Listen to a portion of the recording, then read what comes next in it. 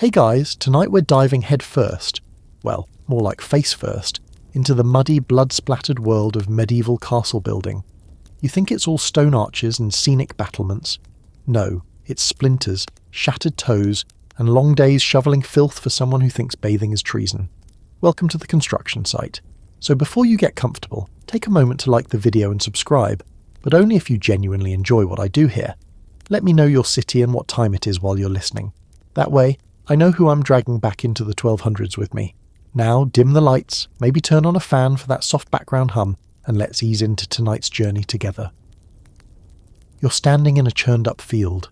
It used to be farmland, probably decent farmland judging by the peasants shouting in the distance. But now, it's the chosen spot for a brand new stone castle. And you're not the lord, you're not even a knight.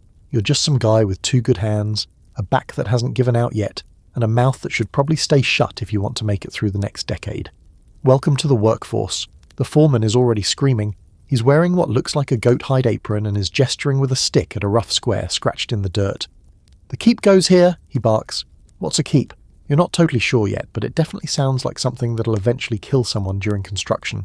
There's no blueprint, no roll of plans, no charming architect named Olivier explaining the aesthetic vision. Number. There's a guy with a stick. There's another guy with a jug of ale. And there's you, holding a shovel that's more splinters than handle. First up, digging the foundation trench. The dirt is wet, not soft garden loam wet. It's slimy medieval marshland wet. The kind of wet that smells like centuries of dead livestock and disappointment. You've barely struck down twice when your foot sinks ankle deep into a surprise pocket of something that might once have been a sheep. A rat, large enough to apply for a mortgage, scuttles past your boot. This is going to take weeks. And here's a fun twist. There are no real tools, nothing mechanized. The wheelbarrow exists. Sort of. But it's wonky. The wheel is squarish, and it's being used to carry someone's lunch. You and 5 other diggers, none of whom speak the same dialect of Middle English, are all swinging various curved bits of iron strapped to wooden poles. One guy's using a spade shaped like a spoon. Another is just stomping the ground aggressively, for morale. As you carve out the trench, a weird hierarchy emerges. The diggers are at the bottom. Above you are the guys who shape stones. Stonemasons, they call themselves, though some seem more interested in shouting than shaping. And towering above them is the master mason, the only person allowed to draw anything. He's got a patchy beard, a robe that might once have been white, and a very large piece of chalk. He draws directly onto the foundation with a mix of frustration and flair, then erases things with the bottom of his foot when he changes his mind. "Move that pit 6 feet south," he declares one morning, flinging chalk dust dramatically. You don't ask why. You just start redigging again. Water keeps seeping in. There's no drainage, and you don't even know what that is yet. So, buckets. Endless buckets, handed hand to hand from the pit to the edge, sloshing muddy water onto your legs, your face, your soul. You probably won't survive this. The days are long. Sunrise to sundown unless it rains. And even then, only if it rains so hard you can't see your own hands. Rain just means more mud, more accidents. One of the newer workers, a teenager with too much optimism and only 3 teeth, slips and dislocates his shoulder. No one stops working. They just drag him out and tie a stick to his arm with rope. Lunch is a hunk of bread that's more weevil than wheat, and some salted meat you don't ask questions about. You eat it while sitting in the trench, feet still wet, next to a guy named Bert who once tried to eat a rock because it looked like cheese. You're paid in coins, but not today, or tomorrow, or this month. The steward says he'll pay you once the harvest comes in, but that might be code for never, and if you complain, well, there's always someone else willing to do the job for a crust and a jug of ale.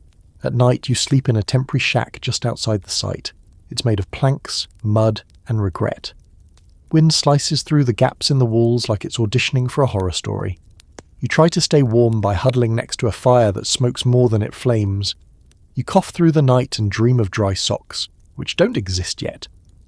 Somewhere off in the distance, the noble family planning to live in this keep is enjoying roasted pheasant in a manor house they're temporarily slumming in, while their glorious new fortress is built. You'll probably never meet them. If you do, they won't remember your name. You might be remembered as the worker who got crushed by a wall, but that's generous, and yet, there's something about it.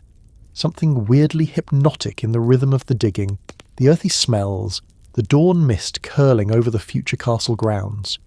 You're building something meant to last for centuries, even if your own lifespan might only reach the next winter.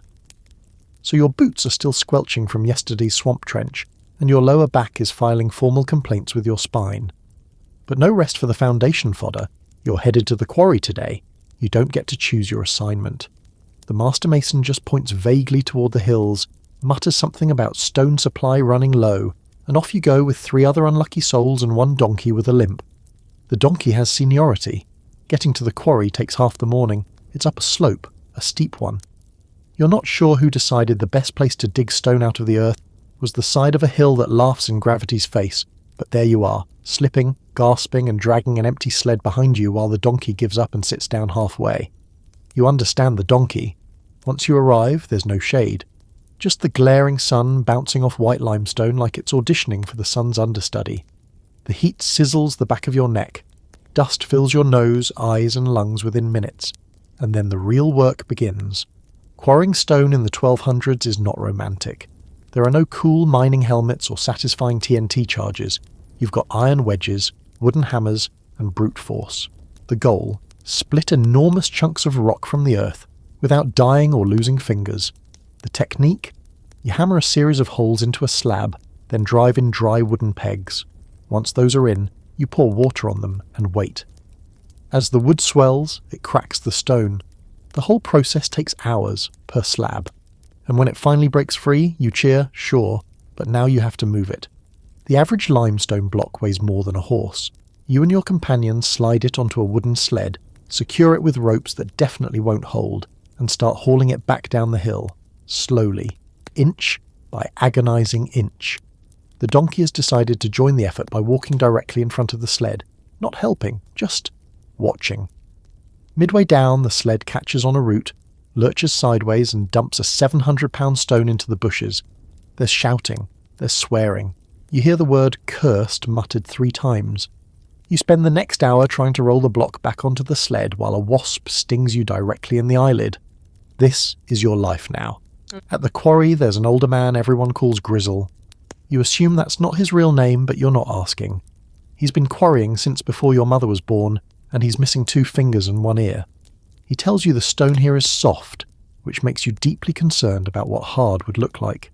He also insists the best stones sing when struck. So now part of your day is literally tapping rocks and putting your ear to them like you're trying to romance a mineral. He might be insane, or just lonely. Hard to tell. Limestone's the current order, but next week, it might be granite, which is harder to cut and requires sharper tools you don't have. Some castles even use different stone types for aesthetic contrast, which sounds fancy, until you realise that means hauling different rocks from different quarries. And yes, there's a quarry uphill in the other direction too. Of course there is. Occasionally a noble or scribe visits the quarry to inspect the material. You expect them to marvel at the brutal labour. Instead, they complain that the stone isn't white enough, or has a poor grain.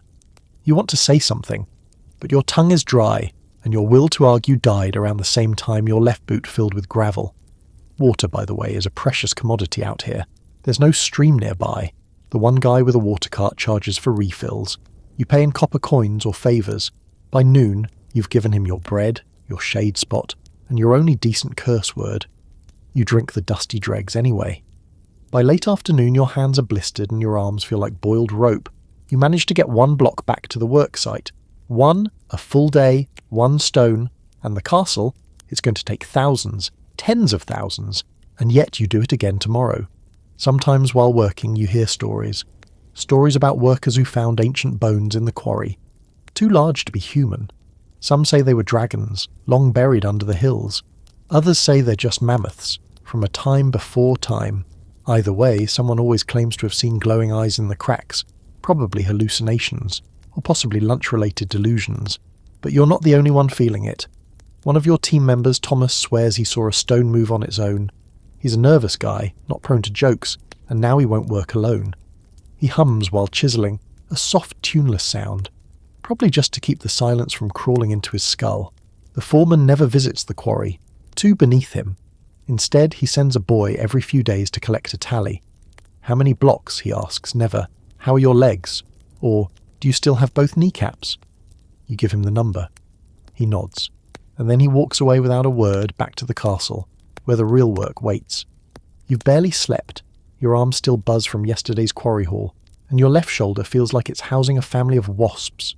But no time to complain. Today, you get to play delivery mule.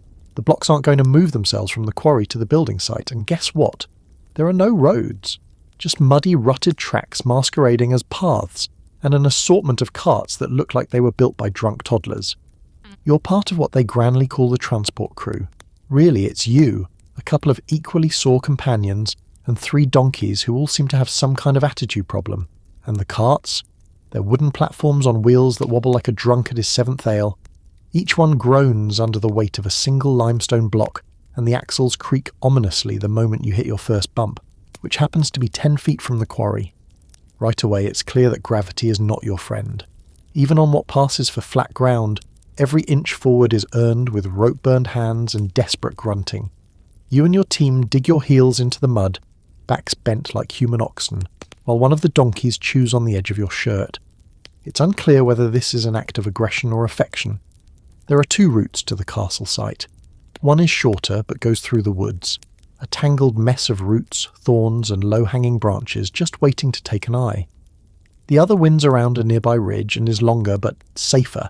Naturally, the foreman insists on the shortcut. He waves his stick in the air and yells, "Time is silver!" which is ironic considering you haven't seen any silver lately, or ever. Into the woods you go. The first problem? Mud. It's been raining on and off and the wheels immediately sink up to the hubs. You try pushing, you try pulling. At one point, someone suggests sacrificing the donkey to the mud gods, half seriously. The block tips sideways. You throw your entire body into it, narrowly avoiding a crushed foot. The cart lurches forward another 2 feet. You're now wet, muddy, and clinging to a piece of rope like it's your own mother. Somewhere in this leafy nightmare, a wheel just gives up, not breaks, gives up. The wood splits with a loud crack, and the entire cart tilts to one side. The stone rolls off, landing with a crash that echoes through the trees and probably scares some squirrels into early hibernation. The axles toast, the wheels in pieces, and the donkey immediately walks away like it's not his problem. You sit down, chest heaving, staring at the stone. 1 block, half a day. Still not even halfway there. You think about just walking away, maybe joining a monastery. You hear they have bread there, and books, and no hauling of multi-ton rocks through bogs. Of course, you don't walk away. You're not even sure which direction leads back. So you and your crew get to work building a makeshift sled out of branches and despair, dragging the block along the forest floor foot by agonizing foot. You make it back to the main road just in time for the wheelwright's apprentice to stroll by with a new wheel. 3 hours too late. And the road? It's not really a road. It's a procession of puddles, half-submerged stones, and potholes big enough to bury a cow. You get to enjoy every jolt, every lurch, every fresh groan of wood under stress, every curse your crew invents on the spot. Some of them are disturbingly creative. One guy in your team, Richard, has a theory. He says the Lords intentionally pick the worst possible build sites to prove they're above nature. He insists this whole project is a spiritual insult to the landscape. You're not sure if he's a philosopher or just very, very tired. Either way, he's not wrong. When you finally reach the castle site, the unloading process is another masterpiece of chaos. The ramp isn't finished, so you and your team have to lower the stone block down a makeshift slope made of logs, praying it doesn't pick up speed and flatten the apprentice who's guiding it like a matador facing a runaway cheese wheel. It lands with a bone-shaking thud, dangerously close to where someone's digging a latrine. And just when you think you're done, the foreman walks over and taps the block with a little hammer, like a judge about to issue a sentence. He frowns. "This one's got a hairline crack," he says, squinting. "Put it in the reject pile." You do not cry, but only because you've sweated out all your tears. Back at the quarry, there's an unspoken rule. If a block gets rejected, the person who delivered it has to buy the first round of drinks that night. You head to the workers' camp tavern, which is more like a leaky tent with barrels of questionably fermented barley, and throw a few dull coins onto the plank counter. The drink you get tastes like vinegar and broken dreams, but it's warm, and your legs finally stop trembling. There's some comfort in the firelight, in the half-mumbled songs of your fellow labourers, in the shared misery of everyone building something they'll probably never live to see finished. Someone passes around a pipe, someone else starts a riddle game, Even the donkey shows up and stands near the heat, which is basically its way of apologising. The next morning, your muscles feel like they've been in a fistfight with a cathedral bell. The air is damp, your shirt's still crusted with yesterday's dust, and someone in the camp is already hacking up something unpleasant into the communal fire pit. Lovely ambiance. You shuffle out into the grey dawn, stomach growling. Today is not a quarry day. It's not a transport day. Today you're on site, and that means you get to work under the watchful, read wrathful, eye of the master mason. He's already there, standing on a pile of stones like some kind of architectural goblin king, holding a long stick of chalk like it's a royal sceptre. His robe is stained with everything from mortar to wine, and he's muttering geometry to himself. You hear him say the word buttress 3 times before he yells, "You? Yes, you? Do you know what a plumb line is? You do not." He sighs the sigh of a man who has been betrayed by gravity itself and gestures to a string with a stone on the end. This tells you if a wall is straight. You, not so much. But this I trust. And with that confidence boost, you're handed a trowel, shown a stack of stones, and told to do what the last guy did, only with fewer mistakes. You're now officially part of the build crew. There's no instruction manual, just trial, error, and an alarming amount of yelling. The master mason paces the site, trailing chalk behind him like an angry snail, sketching out wall placements directly on the packed earth. There are no blueprints. Everything is in his head, or possibly in the stars, based on how often he gestures dramatically at the sky, while talking about load-bearing prophecy. You're paired with a French guy named Etienne who claims to have worked on a cathedral once. Whether he means built or stood outside and watched is unclear. He's good with a chisel, though, and keeps humming a song about a girl who drowned in a well. Morale, medium-low. Etienne shows you how to stack stones with mortar, just so. Too much, and the wall slumps. Too little, and it might collapse if someone sneezes near it. You're using a mortar mix made of lime, sand, and water. The consistency is somewhere between porridge and toothpaste. You slather it on with the finesse of a drunken baker icing a brick cake. As you work, you start to notice the hierarchy on site. At the very top, the master mason. Below him, the more experienced stonemasons who have names like Big Tom or One-Eye Martin. Then come the wall builders like you, half-trained, mostly confused, always expendable. Then come the labourers, guys carrying stones, mixing mortar, or standing awkwardly with tools they're too scared to use. The master mason doesn't use measurements, he uses ratios. He talks about 1 to 2 to 4 proportions like they're sacred verses. He yells at you for stacking a corner wrong, then fixes it by smacking the stone with the flat side of a hammer and muttering something in Latin. You ask what you did wrong. He says, everything, then walks off dramatically. Lunch is served by a teenager with a wooden pail. Today it's boiled beans and something that might once have been cabbage. You eat with your hands because you still haven't figured out where the spoons went. Etienne shares his bread, and in return you promise not to tell anyone that he's been eyeballing the noble's daughter from the scaffolding. Speaking of scaffolding, the wooden supports being built up the side of the rising walls are terrifying. They creak, they wobble. They are held together with hope, fraying ropes, and wood salvaged from God knows where. You climb them while holding tools, which is a fun way to find out how much you trust your legs. One of the carpenters, a man with only 3 toes on 1 foot, assures you that it's perfectly safe as long as you don't dance on it. His name is Len, and he laughs every time someone hesitates before stepping onto the planks. He also smells like fermented onions and pipe smoke. By mid-afternoon, a rhythm starts to form. Stone, mortar, tap, adjust, swear, repeat. The wall begins to rise, slowly, imperfectly, 1 stone at a time. You realise now why these things took decades. You also realise that you are building your wall next to someone else's wall, and the lines do not match. Someone's going to have to fix that. Spoiler, it's going to be you. Then comes the wind. A strong gust picks up and you watch as the chalk lines on the ground blur into white dust. The master mason, already in a bad mood, loses his mind. He demands a full halt while he redraws everything from scratch. He paces around the site like a storm cloud with a beard, muttering about idiots and impossible angles and geometrical betrayal. Everyone quietly sits down and pretends to look busy while he rants. During the break, one of the apprentices tells a story about a mason who once measured an arch wrong and ended up creating a devil's gate. a feature so structurally cursed that it collapsed 3 times before the priest blessed the tools.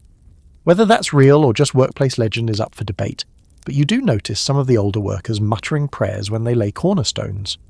When work resumes, the master mason unveils his new plan. It's very similar to the old one, just angrier. He adds a rounded turret. He wants it to glow with divine symmetry. You're not sure if that's a religious metaphor or if he's having a stroke. Regardless, you now have to learn how to curve a wall. If there's one thing you learn fast on a medieval construction site, it's this: scaffolding's a lie. It looks like a structure. It even sounds like one when it creaks and groans under weight. But when you're climbing a ladder made of splintered pine and hope, 20 feet off the ground with a stone in your arms, you realise this is less a platform and more a high-stakes dare issued by gravity. Your job today is to haul materials up the side of the southern curtain wall. The wall's maybe 3 men high at this point, well on its way to becoming impressive and defensible, assuming it doesn't collapse in a stiff breeze. To build it any higher, you need to work from the scaffolding, which was assembled yesterday by 3 carpenters who had been drinking something fermented out of a hollow gourd and argued the entire time about load distribution, before shrugging and just nailing boards together. You take your first step onto the plank walkway. It bows beneath you like it's whispering, "No thanks." The railing is a rope, not tied rope, just rope, laid there loosely, in case someone feels like pretending to not fall to their death. And you're carrying a bucket of mortar in one hand and a stone block in the other, balanced while climbing. You begin to understand why medieval workers rarely live to old age, or even medium age. It's not the plague that gets you, it's stairs made of nightmares. Len, the same carpenter with the 3 toes and the 1,000-yard stare, stands at the top grinning. "Hold the centre of the plank, not the edge," he says cheerfully. "The ends tend to snap." He gives it a demonstrative bounce, which causes your soul to momentarily leave your body. Once you're up, the view is breathtaking, if you're into raw fields, trench puddles, and a half-built fortress that looks more like a child's block tower than a mighty keep. But it's higher ground, and that means prestige, until it rains. Then it means slipping and impaling yourself on your own trowel. Etienne is already up here, humming again, carving a decorative groove into a block like it's a pastry, and not a 400-pound chunk of limestone. He has balance. He has rhythm. He has, somehow, dry shoes. You hate him a little, but also cling to him as a lifeline of competence in a world of dangling boards and falling tools. Because yes, things fall, constantly. Someone above is hammering a new beam into the turret frame, and you barely duck as a metal chisel whistles past your head and sticks upright into the mortar bucket, like a flag planted on a new continent. No one says sorry. There is no hard hat culture here. You are the hard hat. Then comes the wind. Of course, the wind. You're 30 feet off the ground, standing on a swaying plank with 2 buckets of stone goo, and suddenly the breeze turns into a full-on medieval air blast.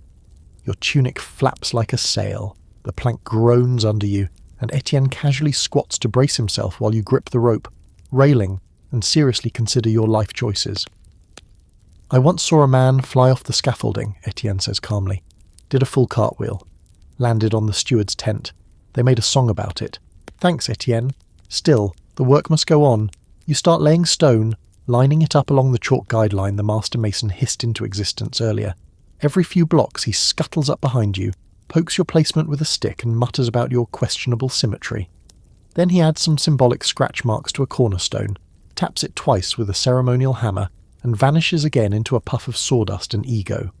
You work in silence, save for the hum of tools and the occasional clatter of something slipping off the side. There is no safety net. You mess up here, and you're either crushed, flattened, or both. Some of the older workers have scars, twisted limbs, and a distant look in their eyes like they've heard stone whisper bad secrets. One of the younger guys, Will, makes a mistake. It's small, just a misstep, 1 foot off balance, but that's all it takes. The plank shifts and suddenly Will is dangling off the edge, clinging to the frame, screaming for help.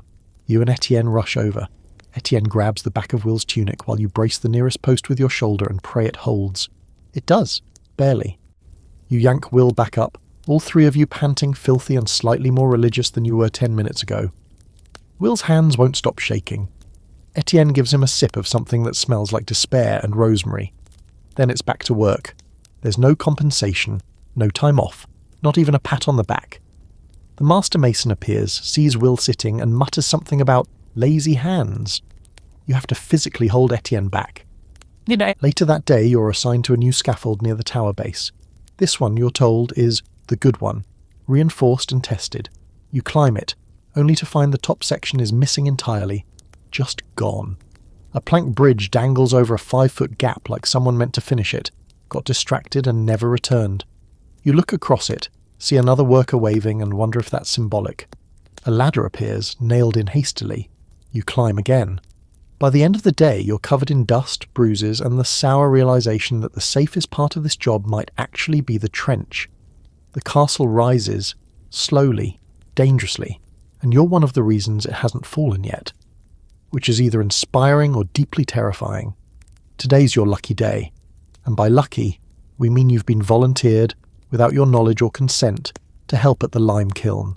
You don't know much about it, except that every time someone comes back from there, they're covered in white dust and have this faraway look, like they've seen some things, some caustic, blinding, respiratory-wrecking things. The lime kiln sits a little apart from the main construction zone, probably because it regularly belches out smoke that smells like a dragon with indigestion. You follow a path upwind, key detail, until the ground around you is dusted in white like a sad attempt at snow. The air feels dry in your throat and your skin itches just walking through it. Here it is. The kiln. A big stone dome blackened with soot glowing faintly around the cracks. It hums like a furnace from some forgotten underworld, and it is hot. Not just warm, not just, well, that's toasty. Number. You step within 10 feet and feel your eyeballs get ideas about fleeing. Your job? Feed it. Specifically, shovel limestone chunks and wood into the mouth of this hellmouth, then keep it going all day, so it can cook the stone into something called quicklime. Why? Because quicklime is the magical, horribly dangerous base for the mortar you slather between stones. Without it, your beautiful new castle walls would crumble the first time a goat leaned against them. Sounds simple, right? It's not. The limestone goes in, then the fire, then more limestone. It has to reach insane temperatures, over 900 degrees Celsius, just to start reacting. And during the burning, the rock breaks down into calcium oxide and carbon dioxide, which you can literally taste in the air. That chalky dryness on your tongue, that's your lungs asking why you hate them. You work with a man named Garrick who is missing half his eyebrows and all of his patience. Don't get too close, he says, gesturing at the kiln like it's a sleeping bear. It'll flash you. You blink. Flash me? Big puff of gas. Burn your face off. No warning. He says this while casually leaning on a shovel that's about a third melted at the tip. You try to shovel in limestone from the pile.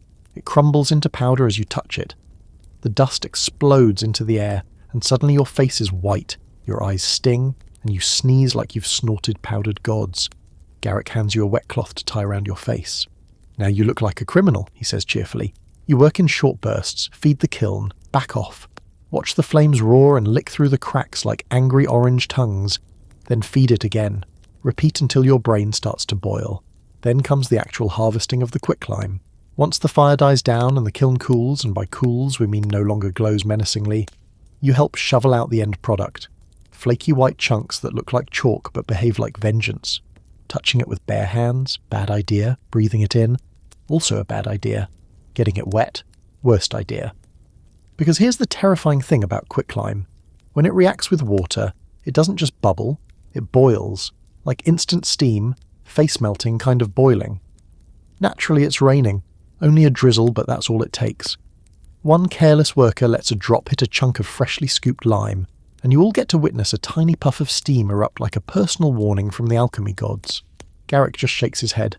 That's how Jeff lost his beard, he mutters. You load the quicklime into barrels which will then be carted down to the mortar pits, where it'll be mixed with water and sand, hopefully by someone with more fingers than brain cells. The barrels are sealed, but not perfectly, and you're constantly on edge that something inside might sizzle. At one point, the kiln needs more fuel. Garrick points to a pile of scrap lumber and brush. You both haul it in, sweating rivers, and feed the fire anew. It belches smoke. Your nose burns. You wonder if this is what being smoked like a ham feels like. A minor explosion pops inside the kiln, nothing serious, but enough to send a hot puff of air across your face. You jump back, heart slamming, and Garrick grins like a man who's seen this happen too many times to flinch. "Still got your eyebrows," he says. "Good day."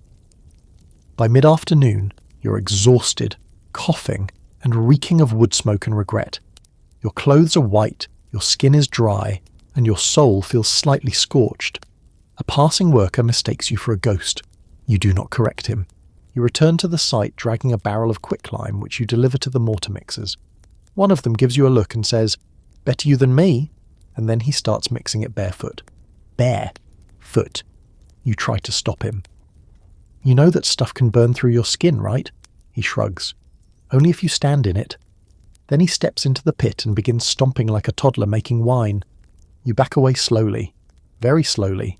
Some workers say the fumes from quicklime mess with your mind, that the ones who work the kilns too long start hearing whispers in the smoke. Garrick doesn't deny it. He just winks and says, "Sometimes the stones speak. Just gotta listen close." Then he laughs, a long, wheezy cackle that leaves you genuinely uncomfortable. So you survived the lime kiln, barely, and now your reward is mortar duty, again. But this time, you're not just hauling buckets or dodging barefoot lunatics. Nope. You're officially on the mixing team. Welcome to the medieval version of chemistry class, except there are no goggles, no instructions, and the professor is a guy named Rollo, who once accidentally drank lye, and now can't taste anything. The mortar pit is exactly what it sounds like. A shallow depression in the ground filled with quicklime, sand, water and pain. It's also located conveniently close to the scaffolding, so every time someone drops a tool or a chunk of wall, you're in the splash zone. Your job? Mix the contents into a smooth, pasty glue strong enough to hold a fortress together. Sounds straightforward, but the ratios are a nightmare. Too much water, and it turns into castle yogurt. Too little, and it becomes cement pebbles. Every master mason has their own recipe, none of which they share with each other, so your instructions are mostly, just feel it out. You begin with sand, hauled in bags from a riverbank 2 miles away. Then comes the quicklime, which you gently pour into the pit while everyone stands back like it's about to explode. It might. You're honestly not sure anymore. And finally, water. Poured in slowly, carefully, like you're making a very angry potion. The moment the quicklime hits water, it hisses, bubbles, and heats up. The whole pit starts to steam. Your face goes red. Your shirt clings to your back. You look over and see Rollo humming while stirring with a massive wooden paddle that looks like it was stolen from a Viking soup kitchen. And then comes the mixing. You take up a paddle and start churning, and churning, and churning. It feels like trying to stir a pot of mashed potatoes glued to the bottom of the earth. Your arms burn, your shoulders scream, your paddle hits a hidden rock and nearly snaps. A guy next to you, everyone calls him Toothless Paul, falls into the pit, curses in 3 languages, and climbs out covered in paste. He keeps working. Of course he does. Oh, and the smell? It's like wet chalk and rotten eggs had a child, and that child hates you. At one point, someone tosses in hair. Yes, actual hair.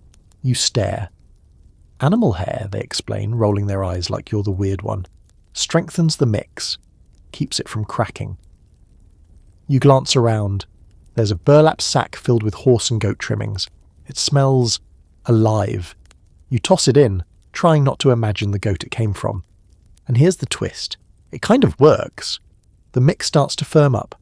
You test a little on a sample wall, slap it between 2 stones, and it holds. Well, it oozes, then holds. Progress. The master mason swings by, gives it one poke with a stick, grunts in vague approval and leaves. This is the highest praise you've received all week. Now, while you're covered in this sticky concoction, Rollo leans over and whispers a secret. You ever hear about the guy who added blood to his mortar? You blink. Blood? He nods solemnly. Goat blood.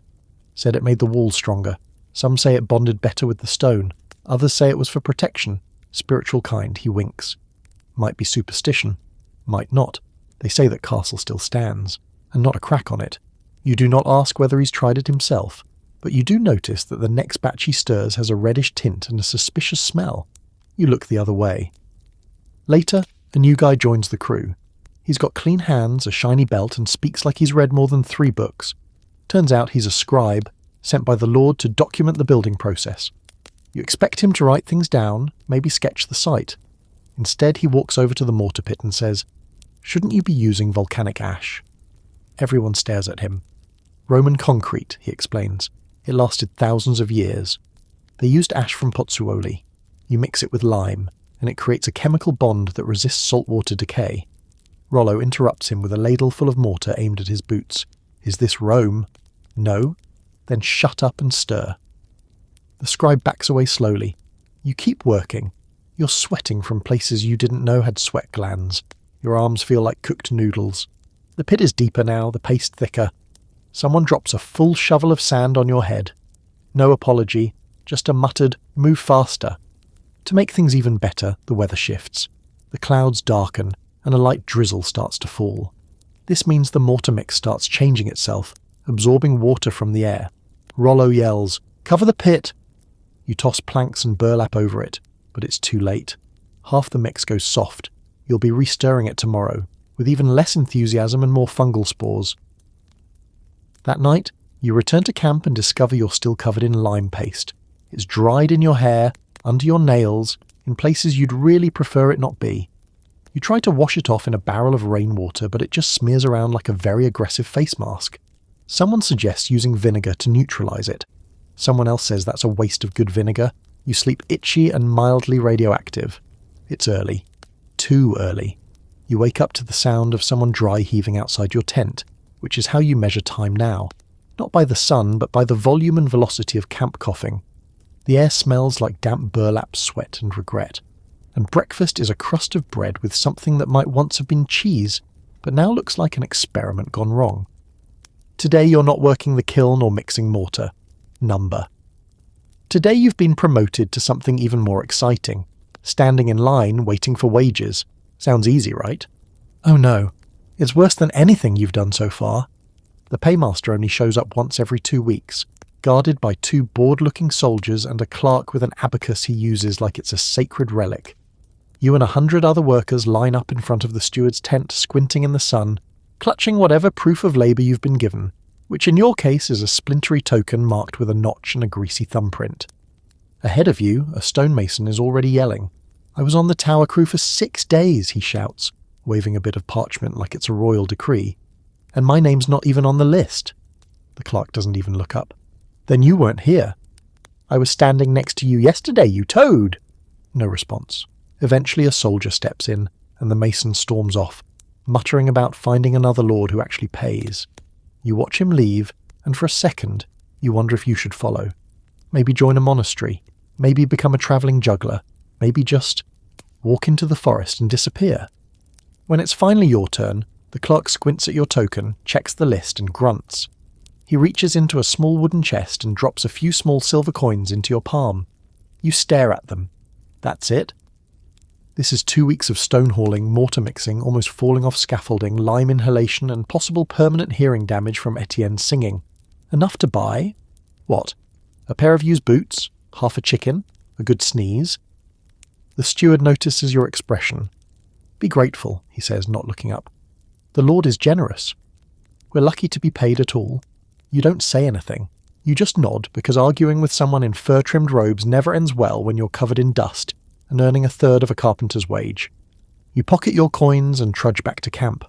On the way, you pass the kitchen tents, where the cooks are burning something that smells like hope dying. You ask if there's extra stew. They laugh. You don't. At camp, you show your coins to a fellow worker named Bess. Big arms, quick fists, kind eyes. She's been on roof duty for weeks and has burns to prove it.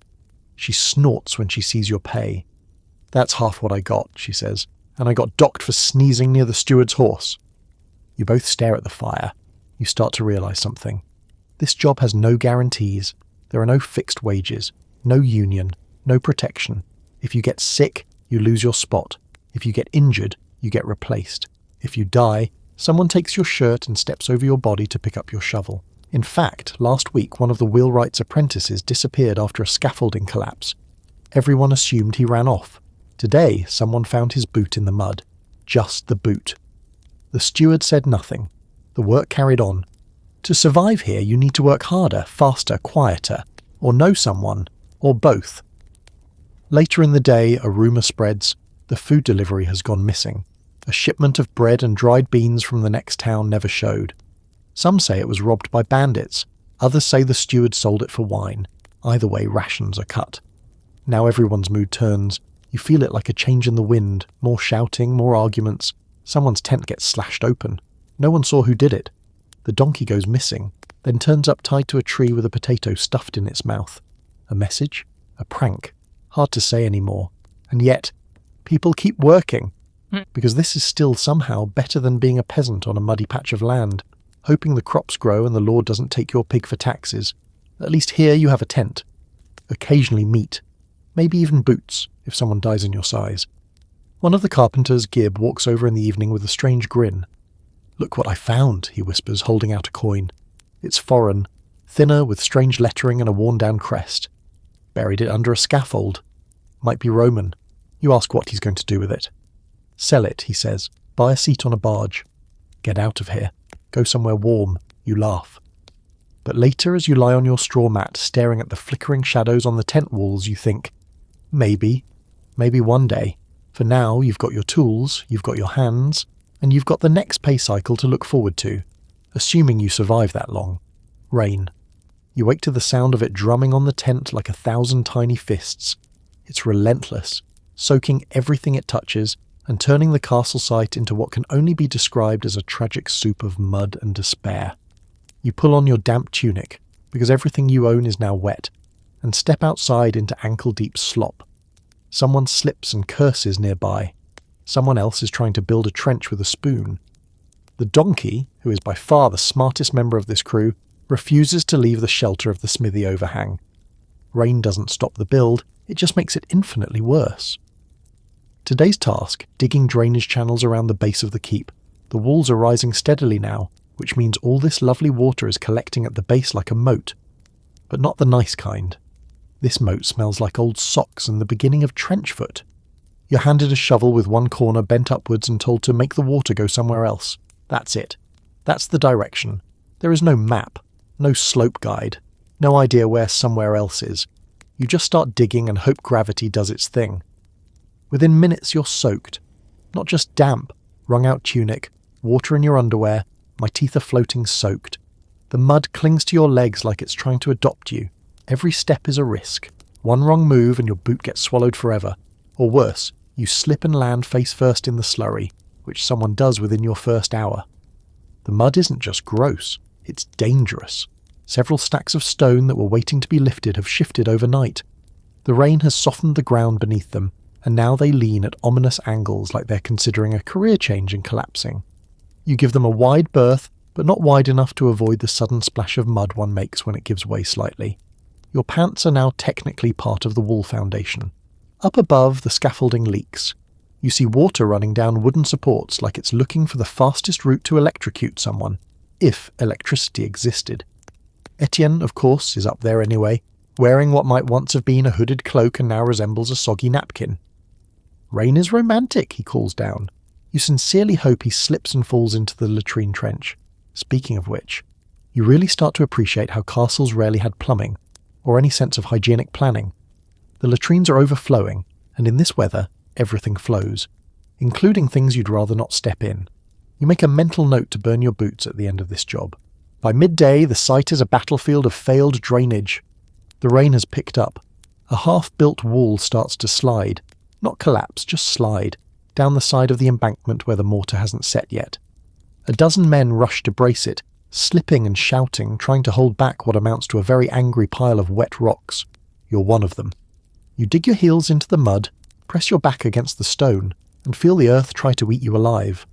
Eventually it stabilizes. Barely. A minor victory celebrated with muttered curses and a few soggy handfuls of beans. You trudge over to the southern edge of the site to check a trench you helped dig last week. It's gone. Vanished.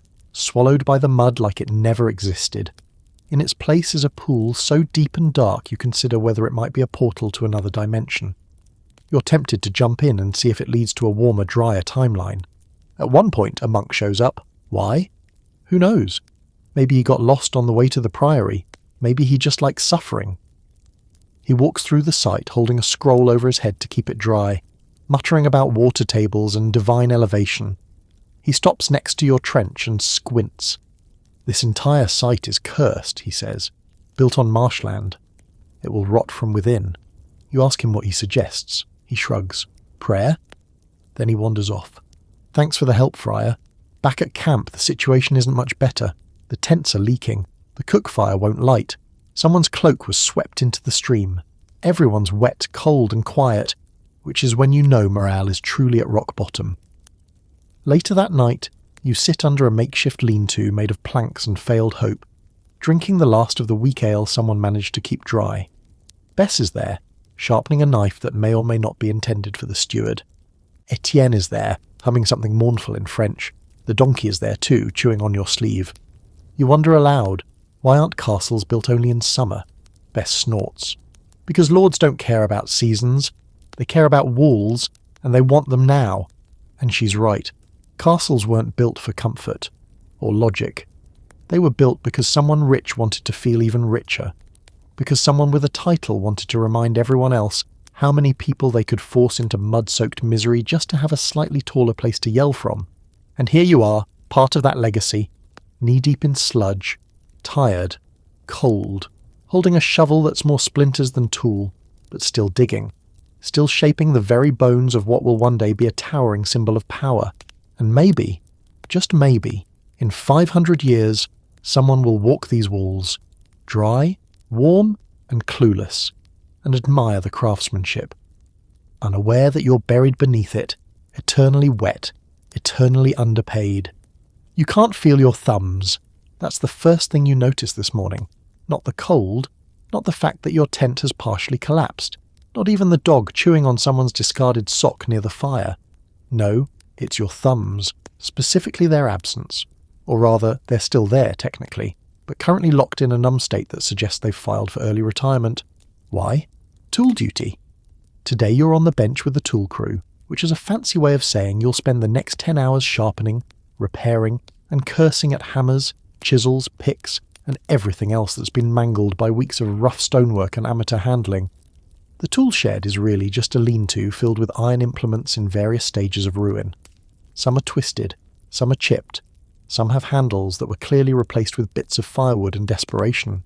One chisel has a bent tip that looks like it's seen battle with a dragon. You're handed a whetstone and a chunk of tallow and told to bring 'em back to life.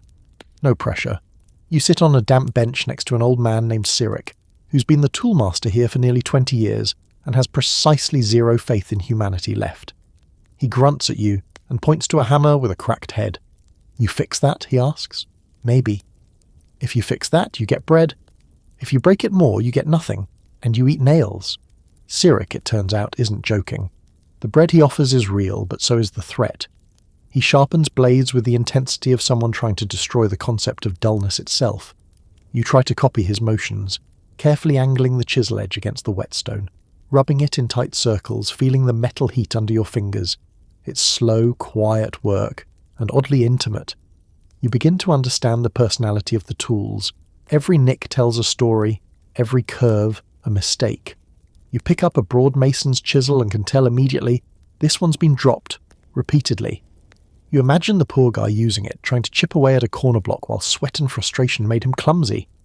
And the hammers, each is unique. There are small ones for tapping, large ones for smashing, and terrifying hybrid tools that look like they were made during a fever dream. One is so warped that it no longer hits things, it insults them. You also start to realize just how little protection you've had this entire time. No gloves, no proper boots, just calloused hands and the vague hope that you don't lose a finger. Already the camp has seen multiple thumb incidents, some clean breaks, others just crushed, flattened like sad little sausages. Cyric tells you about a man who lost 3 fingers trying to pry a stone with a rusted iron bar. He got too clever, he says, tried to use leverage. Leveraged his hand into the wall. Took an hour to get him out. Later a boy runs in holding what's left of a saw. The blade is snapped and the handle is missing altogether. Dropped it from the tower, he mumbles. Cyric looks at it, squints, and hands him a spoon. This your tool now. The boy accepts the spoon solemnly and leaves.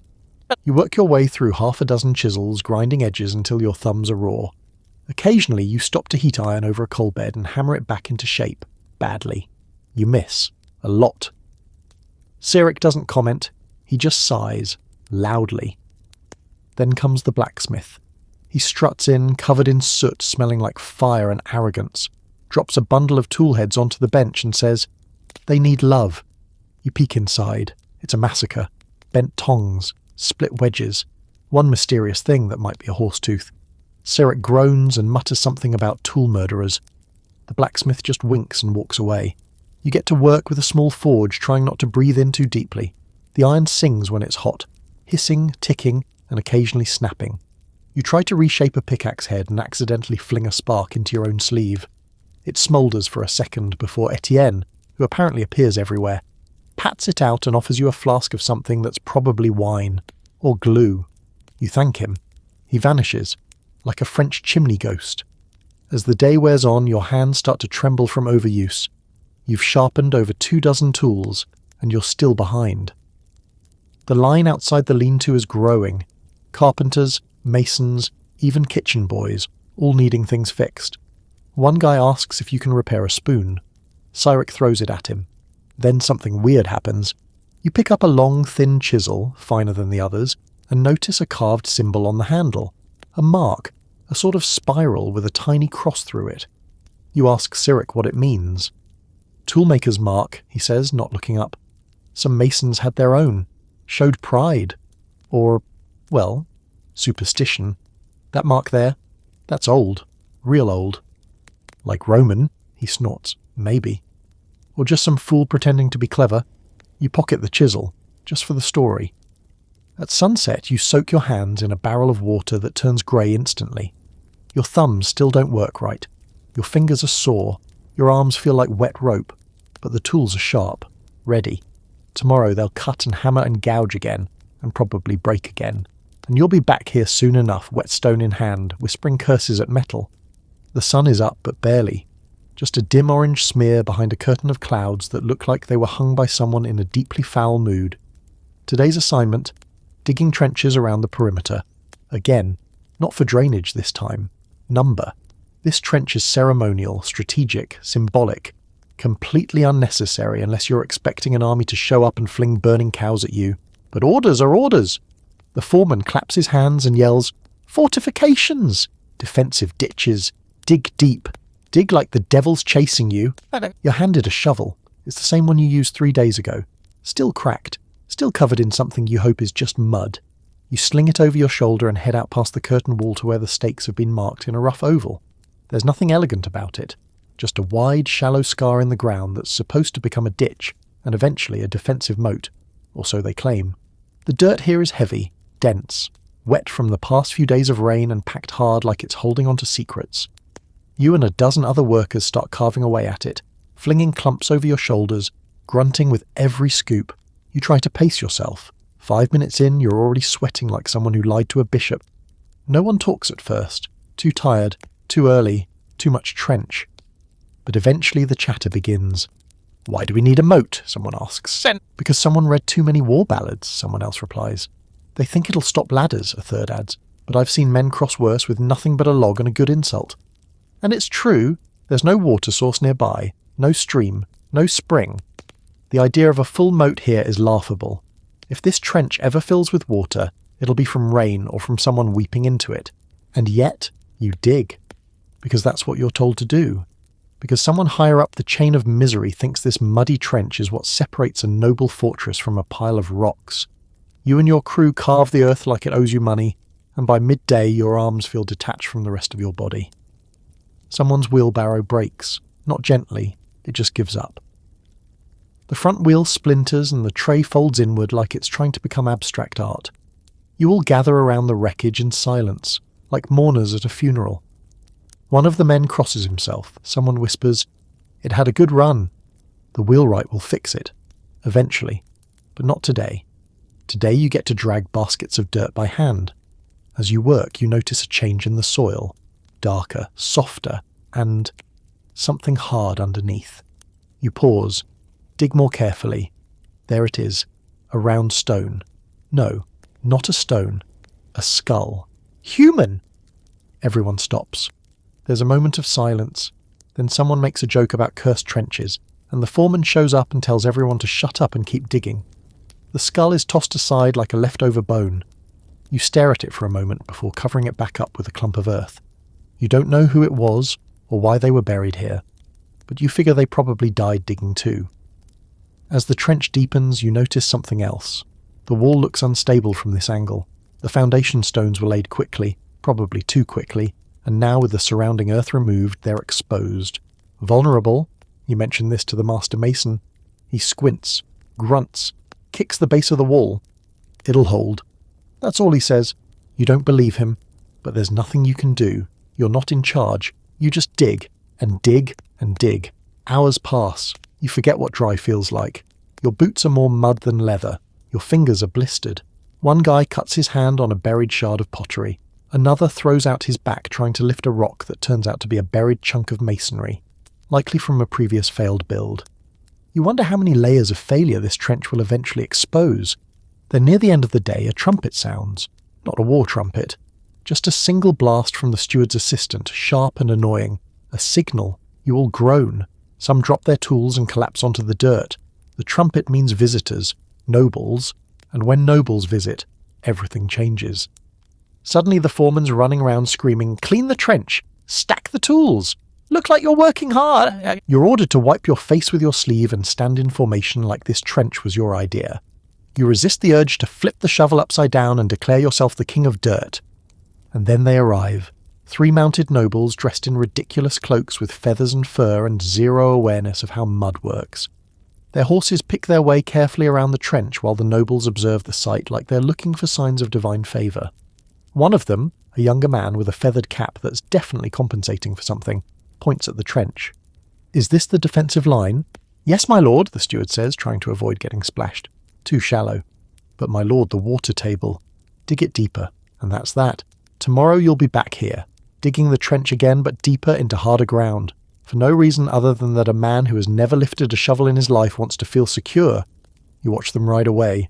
One of the horses dumps something into the trench. Perfect. The trench is deeper now, much deeper. You could hide a cart in it, and someone almost did, accidentally, when the wheel caught on a patch of loose gravel and tipped sideways into the pit. No one was hurt except for the cart's dignity, which didn't survive the fall.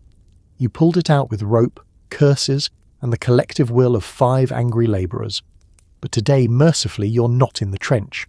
No, today you're inside the half-finished keep where stone walls are finally rising past shoulder height. You've been assigned to assist a new figure on the site, the scribe. Now you've seen him before. He's the one who almost got mortar splashed on his boots last week when he suggested volcanic ash. But today he's back, parchment in hand, fur collar brushing against clean wool robes that somehow still smell like lavender. This man has never so much as sneezed in the direction of manual labour. He's here to inspect the archways. Specifically, he's here to dictate design notes and corrections passed down from a master architect who lives 3 towns away and visits maybe once a month, on horseback of course, and never when it's raining. The scribe squints at the central arch being built above the main hall entrance. You stand beside him with a notched hammer, a bag of wedges, and the powerful urge to throw a stone through his rolled-up plans. "That curve is incorrect," he mutters. You glance at the arch. It looks fine, great even. The keystone was placed yesterday after 3 days of fussing, and no one's died yet, which is usually your definition of a successful day. But the scribe insists.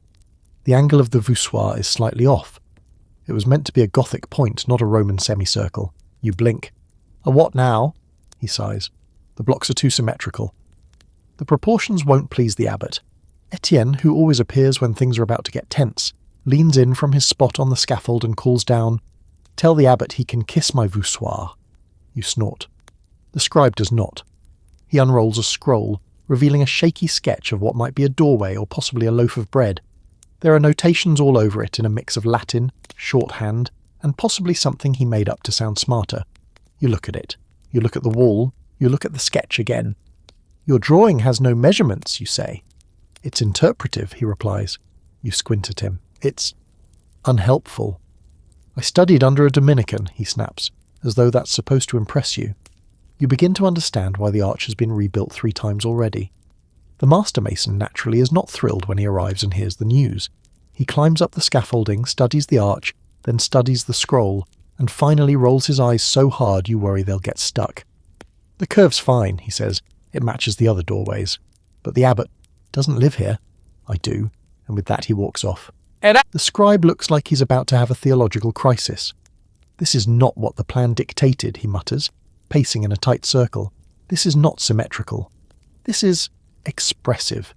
You go back to helping Etienne fit new blocks along the arch, carefully shaving each one to match the angle. Every piece has to wedge tightly against its neighbours, or the whole thing collapses under its own smug weight. The mortar's drying fast today, it's warmer finally, and the wind is calm, so at least your eyes aren't full of dust. Etienne points to a misaligned wedge above your head. You see that, he says, too far forward, like your nose. You adjust it. He nods. Better. Now it's just as annoying, but correct. Still, the arch holds. For now. Down below, the scribe is now writing something furiously in his ledger. You lean over to read it upside down. Deviation from approved design. Adjusted per Mason's heretical instincts. You laugh. Etienne laughs harder. Later, during break, you sit in the shade of the keep and chat with a group of masons who've been carving decorative capitals for the interior columns. One of them, a man named Hal, has carved a tiny face into the underside of a corbel.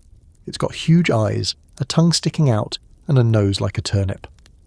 What is that, you ask? It's the abbot, Hal says. You both laugh, and he quickly covers the carving with plaster. Secret art is a quiet tradition here. Little jokes, hidden symbols, animals peeking from corners. One guy swears he carved his mother-in-law into a gargoyle. Another put a snail on the throne platform. It's a way of fighting back, in a place where you're paid poorly and remembered even less. The scribe wanders by again, muttering about how the north turret should align with the sun's path on equinox. No one listens. You go back to carving. You go back to building. Because at the end of the day, he won't be blamed if something collapses. You will. Today starts differently. You're halfway through your stale crust of bread, chewing it the way someone might approach a slab of barnwood when a new group arrives on the site.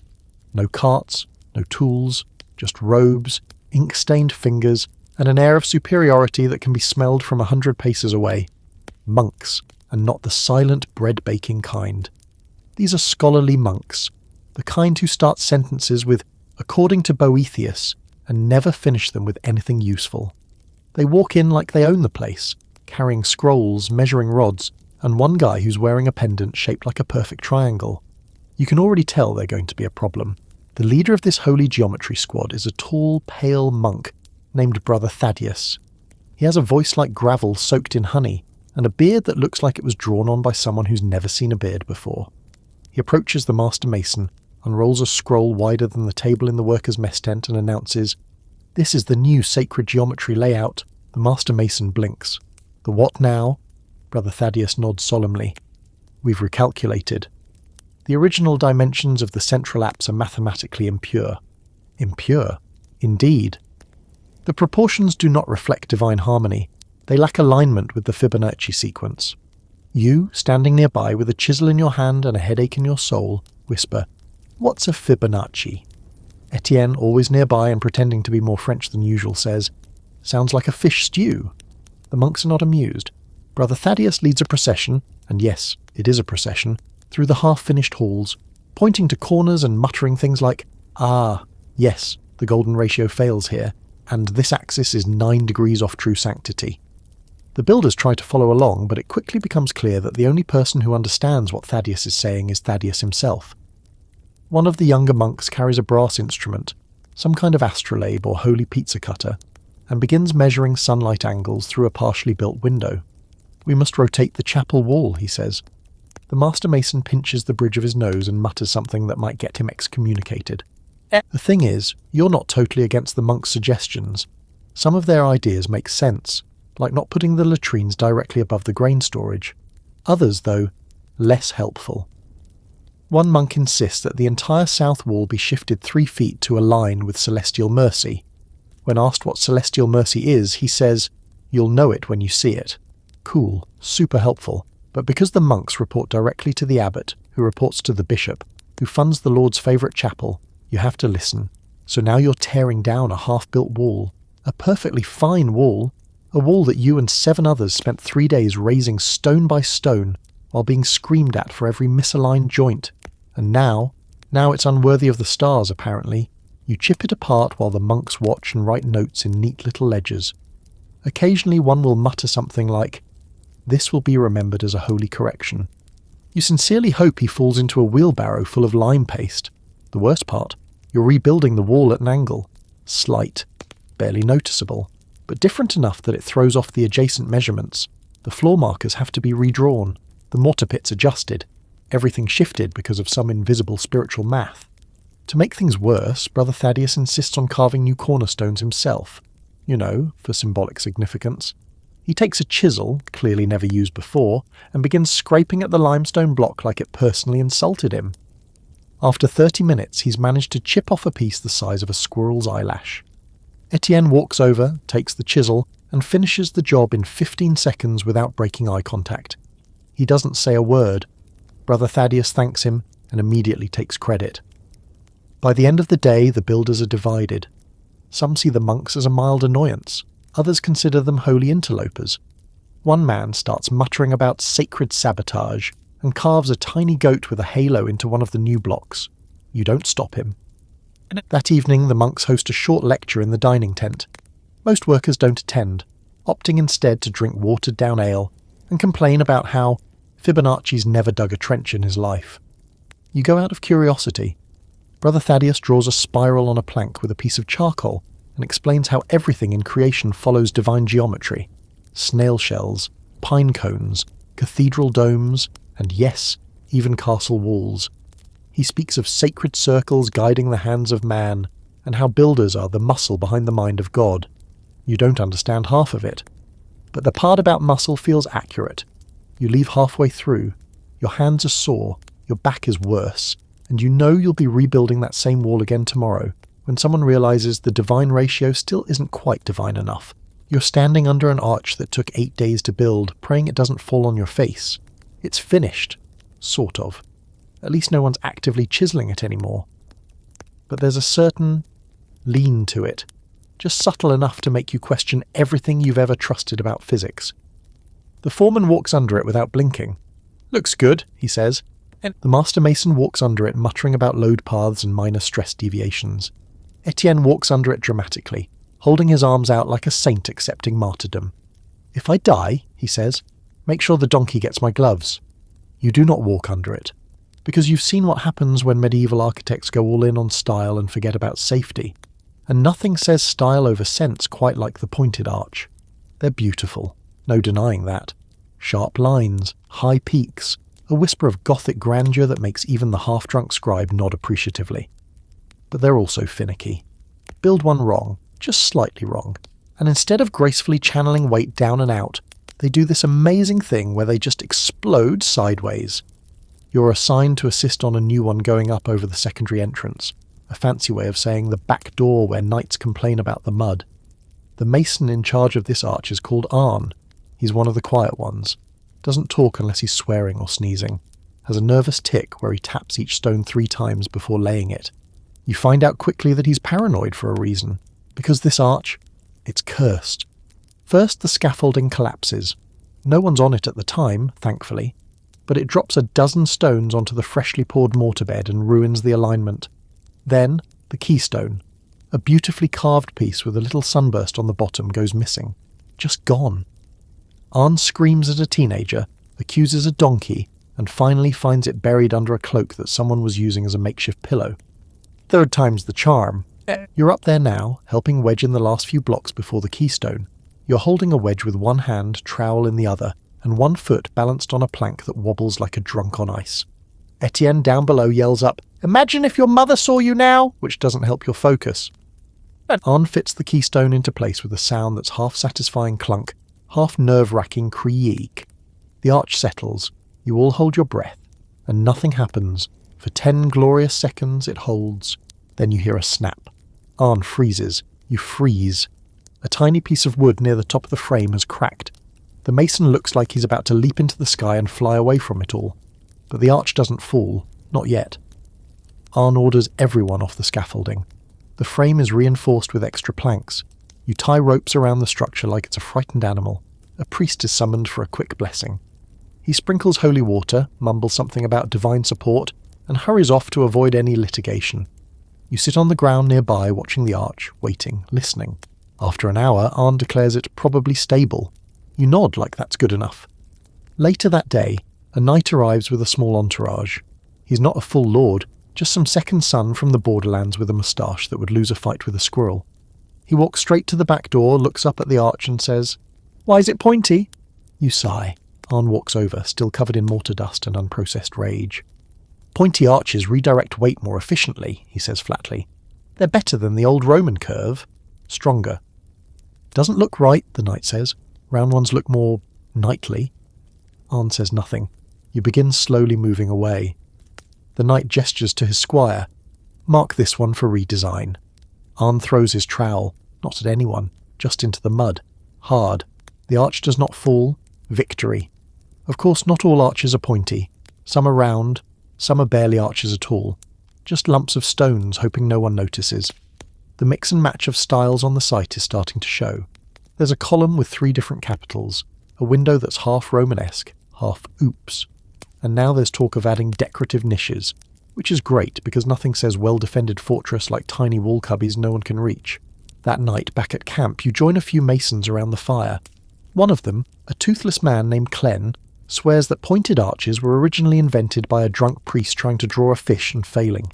Etienne argues that they came from the east. Saracen arches, he says, learned from the Crusades. You point out that you're not paid enough to care where arches come from, only where they fall. Kiln nods. "That's the right attitude, lad." You drink from a cracked cup and stare into the fire. The arch is still standing. For now, it's hot today. Unreasonably hot. The kind of heat that makes you consider whether hell might actually be an improvement, as at least down there you'd expect the company to be interesting. You're standing knee-deep in river muck, holding a rope tied to a floating barge that smells like every bad decision ever made near water. Welcome to Castle Logistics, River Edition. See, some genius, probably someone with a name like Sir Walter the Wise or Lord Edmund of Entitlement, decided it would be efficient to move supplies by river. Technically, they're not wrong. Wagons get stuck, horses die, and the road to the quarry is less of a road and more of a suggestion. But no one mentioned that you would be the one wading into the river, trying to guide a waterlogged raft full of bricks into something resembling a dock. There is no dock. There's a slippery slope and a lot of hope. The barge itself is a miracle of medieval engineering, by which you mean it's a barely floating pile of wooden planks, held together with pitch, rope, and probably some dark pacts with water spirits. It lists to one side, the back corner is missing a plank, and the rudder looks like it was carved with a butter knife. But it floats, barely, and it's carrying a few dozen sacks of lime and some crates of iron nails, all of which are essential, heavy, and water-averse. Your team today consists of you, a drunk oarsman named Dob, a boy who may or may not be 11, and a carpenter who's been trying to patch the hull with chewed bark. None of this is reassuring. The process is simple in theory. 1. Float barge downstream. 2. Gently nudge it to shore. 3. Unload materials without sinking anything. 4. Do not die. You're halfway through step 1 when the barge catches on a submerged tree. There's a lurch, a snap, a lot of shouting, and then the entire left side of the raft dips like it's trying to escape. Dob bellows, "Shift the weight, lads." You shift. The boy falls. He's fine, just wet and possibly traumatised, but he won't stop crying that the river tried to pull his boot off. You mutter that the river is merciful. It could have taken much more. Eventually you drift close to the castle site, where a makeshift dock has been set up. Just a collection of logs lashed together like a raft that gave up halfway. You throw the rope. It misses. You try again. It misses less. On the third throw, someone catches it. Victory. Now comes the unloading. The barge is unstable, so every step you take causes it to wobble like a goat on ice. You pass sacks to the edge, then to the shore, all while trying not to breathe in the stench of wet lime. One of the crates opens and spills nails into the riverbank. You spend 20 minutes picking them out of the mud like a very unfun Easter egg hunt. The carpenter yells something about needing the planks yesterday. The foreman yells something about wet wood warping. Dob yells something about someone owing him a chicken. You stop listening. Your boots squelch with every step. Your legs itch from river slime. Your shirt is clinging to you like a desperate X. And then it happens. One of the crates, big, full of hand-forged brackets, tips. It's balanced on the edge of the barge and someone shifts too fast and the whole thing goes over. You dive for it. You catch it, sort of. It catches you. You both fall. You go under, briefly. Just long enough to feel the weight of the crate try to drag you to the bottom like a judgmental stone mermaid. You come up sputtering, spitting river, one boot missing, hand still clinging to the crate like it owes you rent. Everyone cheers. You climb out, soaked, bleeding from somewhere, and slightly more fish than man. The crate is intact. Your pride is not. You spend the rest of the afternoon dragging wood from the shore to the carpenter's yard, each piece heavier and wetter than the last. Some of the logs are already warped. One splits in half when dropped. The sawyers shrug. Still usable, they say. You're unconvinced. Back at camp, you sit by the fire in a borrowed tunic, watching your own clothes steam dry over a plank. Etienne appears, offers you a tin cup of something that's probably just river water with an attitude, and says, "So, how was your sea voyage?" You throw a stick at him. "Next time," you mutter, "we use carts." He laughs. "Next time, we set fire to the river and call it holy. You know that tower on the northwest side? The one they keep calling the Tall One, like it's some legendary figure in a drunken ballad?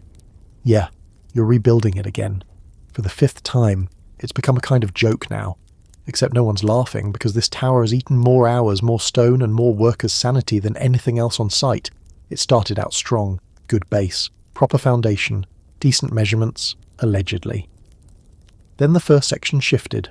Just a little, enough to notice.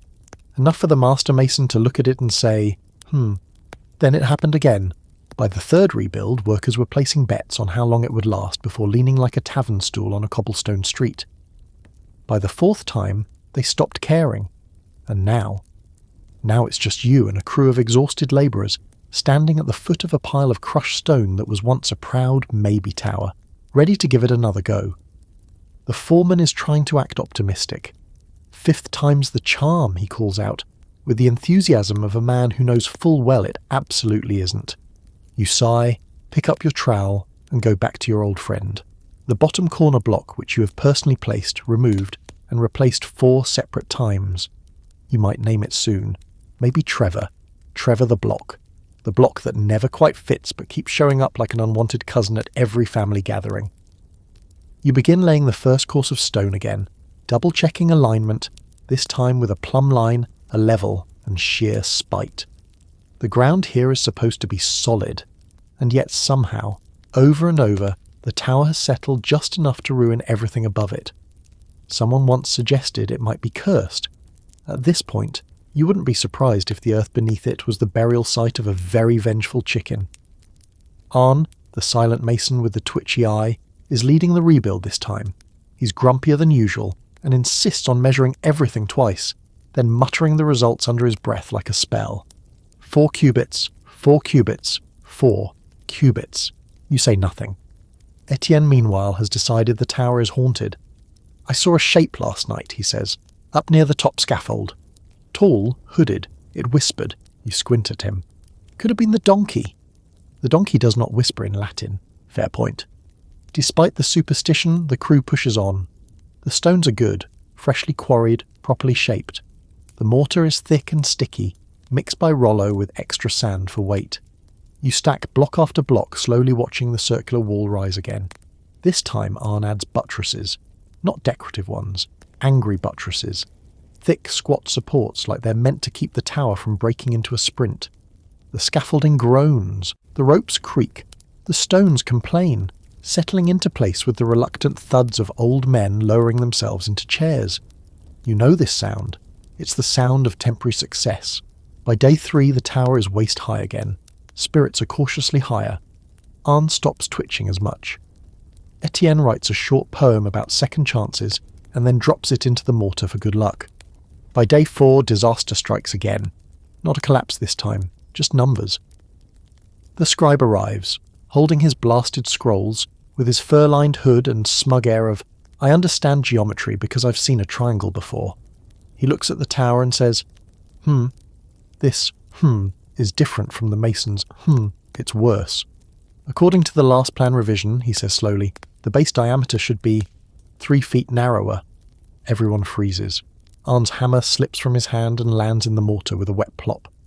"You're saying we built it too wide?" someone asks. The scribe nods. "This is the 5th time," Arn says, with the serenity of someone about to snap like an old chair leg. "We followed your plan." "Yes, but there was an error in the original drafting unit. I was converting from Roman feet.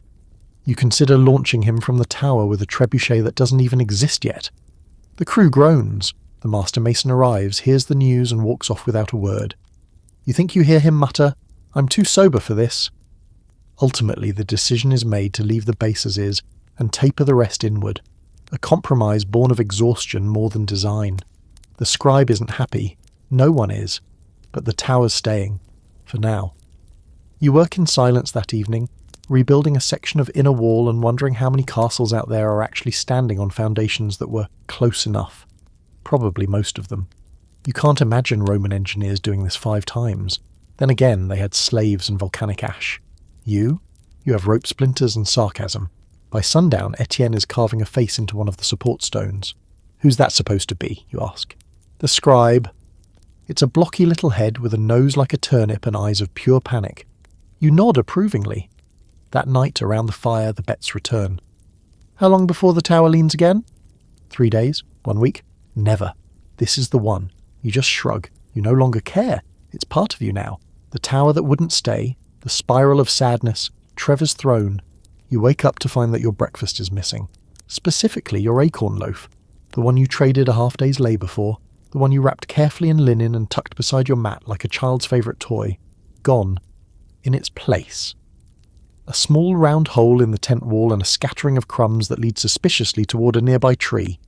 At first, you think it's just bad luck. A sneaky rat. Maybe Etienne again, operating under some tragic misunderstanding of personal property. But then Bess stomps over, holding a half-chewed turnip like it personally offended her. They got mine too, she growls. Even bit through my sackcloth. Left teeth marks the size of a bloody walnut. You both glance up at the tree. There, perched on a branch, is a squirrel. A fat, smug squirrel, staring, judging. Turns out everyone's food has started vanishing. Dried apples, barley cakes, even the pickled eggs someone was saving for the feast day. All being stolen overnight by a growing army of rodents who've learned that construction sites are basically giant open-air buffets. But things go from annoying to absurd by midday, when the steward arrives with a new tax list. This is already bad news. No one likes tax day, especially when you haven't been paid properly in weeks, your boots have holes, and your tent has mildew. But today's twist is something new. The steward clears his throat and announces, as decreed by His Grace Lord Aldrich, a woodland harvest tax will now be imposed on all collected nuts and wild edibles, including acorns. You stare at him. Bess stares at him. The squirrel stares at him. You're taxing acorns? Someone asks. Yes, the steward says, adjusting his embroidered belt. The Lord claims all forest bounty on his land. That includes mushrooms, berries, wild onions, and, he reads from the parchment, tree fruit and squirrel tribute. Squirrel tribute? Offerings gathered and stored by squirrels but found and consumed by labourers, the steward clarifies. Technically, those acorns belong to the Lord. Etienne mutters something deeply unprintable in French. Someone else yells, "They're squirrels! Are we supposed to negotiate with them?" Apparently yes, because now there are inspectors going from tent to tent checking for stashed nuts, dried berries, and other woodland snacks. One man gets fined 2 copper pieces for a handful of roasted chestnuts. Another gets a warning for hoarding mushrooms without reporting them to the grain ledger. And guess who's suddenly very interested in everyone's food? The squirrel! It starts appearing during meal times. It brings friends. They're bold, aggressive, and possibly smarter than the assistant scribe. One even runs off with a spoon. You try to complain. You approach the steward and say, "We're losing food to wild animals. We're being taxed for food they're stealing. Does this seem logical to you?" He smiles. The Lord believes the forest is part of his estate. So is the air. Will you tax that next? He scribbles something in his book. You walk away. You start calling it the squirrel tax. Everyone does. It spreads through the site like a joke that's only funny because it's true. Lost your dinner? Squirrel tax. Soup missing meat? Squirrel tax. Rat chewed your sock? Close enough. The cooks start locking up their stores. You see small cages hung near the trees, primitive traps baited with grain. Nothing's caught. One morning someone finds a note scrawled in childlike handwriting, hanging from the cook tent entrance. We take what we're owed. You assume it's a prank, until Etienne swears he saw the squirrel wearing a bit of cloth, like a tiny cape. By week's end, morale is lower than ever. Not because of the work, not because of the weather, not even because of the scribe's new sun alignment nonsense. It's the squirrel, the tax, The feeling that no matter how hard you work, someone or something is always taking more. You start storing food in strange places. You sew dried beans into your cloak hem. Bess hides a turnip in her boot. Etienne makes a secret pouch behind a loose stone in the latrine wall. Everyone has their own strategy now, a secret stash, a way to keep something, anything, from being taxed, stolen, or chewed into oblivion. The squirrel, of course, always finds them. And when it doesn't, the steward does. The knights have arrived, and like everything else about this project, they bring more problems than solutions. You hear them before you see them. The clank of metal, the stomp of hooves, the shouting of someone who's clearly never had to wait in line for a meal before. They roll in like a parade no one asked for, their armour polished to a blinding shine, banners fluttering in the breeze and horses snorting like they're judging the peasantry. At first there's a brief moment of awe among the workers. You all stop what you're doing, mortar buckets in hand, chisels mid-strike, to watch them ride through the castle gates like returning heroes. But that awe turns sour the moment one of them kicks over a perfectly stacked pile of stone and shouts, "Why are the walls so short?" Short! They're 10 feet tall and climbing, taller than anything that side of the river. "Should be higher," says another knight, peering over his mail-lined shoulder. "Needs to look imposing." "I want our enemies to see it and know fear." Someone nearby mutters, "We can't even afford clean water." You chuckle quietly and return to stacking stones. The knights begin poking around like they're inspecting a market stall. One wanders into the kitchen area and complains that the bread is too common. Another sits on a barrel of nails and asks why no one's constructed his personal quarters yet. You later learn this is Sir Renfred, second cousin to the Lord, known primarily for two things: terrible poetry and aggressively bad ideas. He strolls into the keep's central courtyard and demands to see the master builder.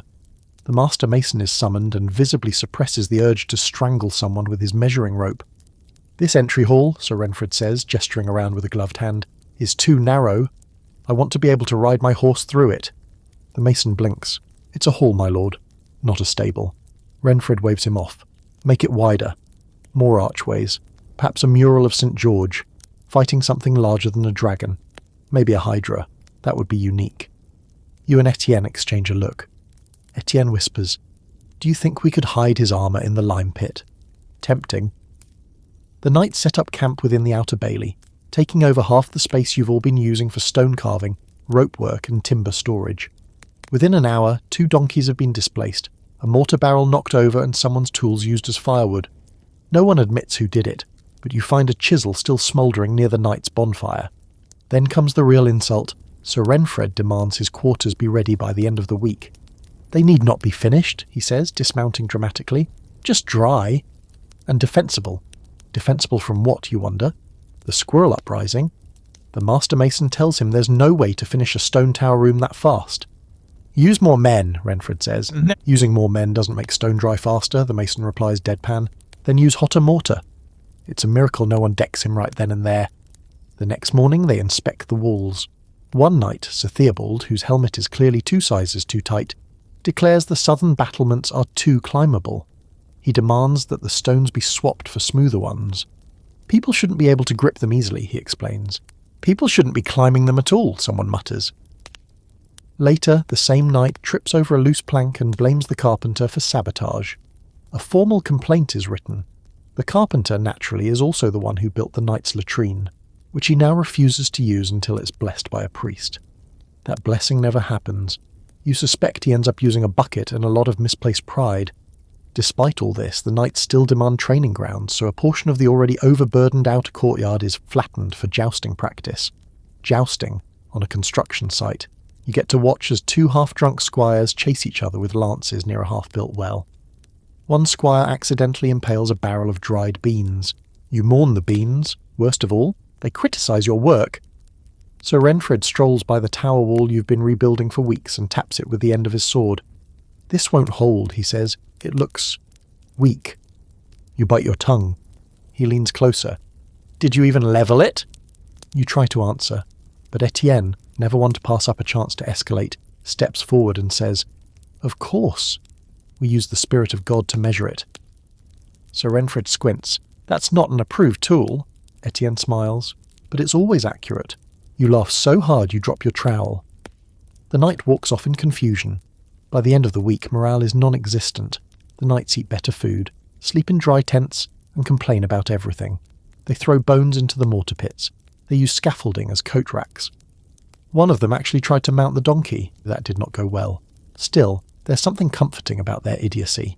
It binds the workers together, a shared enemy, a daily comedy act clad in steel and arrogance. You start referring to the keep as Fort Renfred. The nickname catches on. So does a new joke. How many nights does it take to build a wall? None. They just tell you to do it and then blame you when it falls. You don't know how it happened. One minute you're trying to avoid the knight who thinks the latrine's cursed, and the next, someone points at you and says, "You're needed in the kitchens." And just like that, you're no longer stacking stone.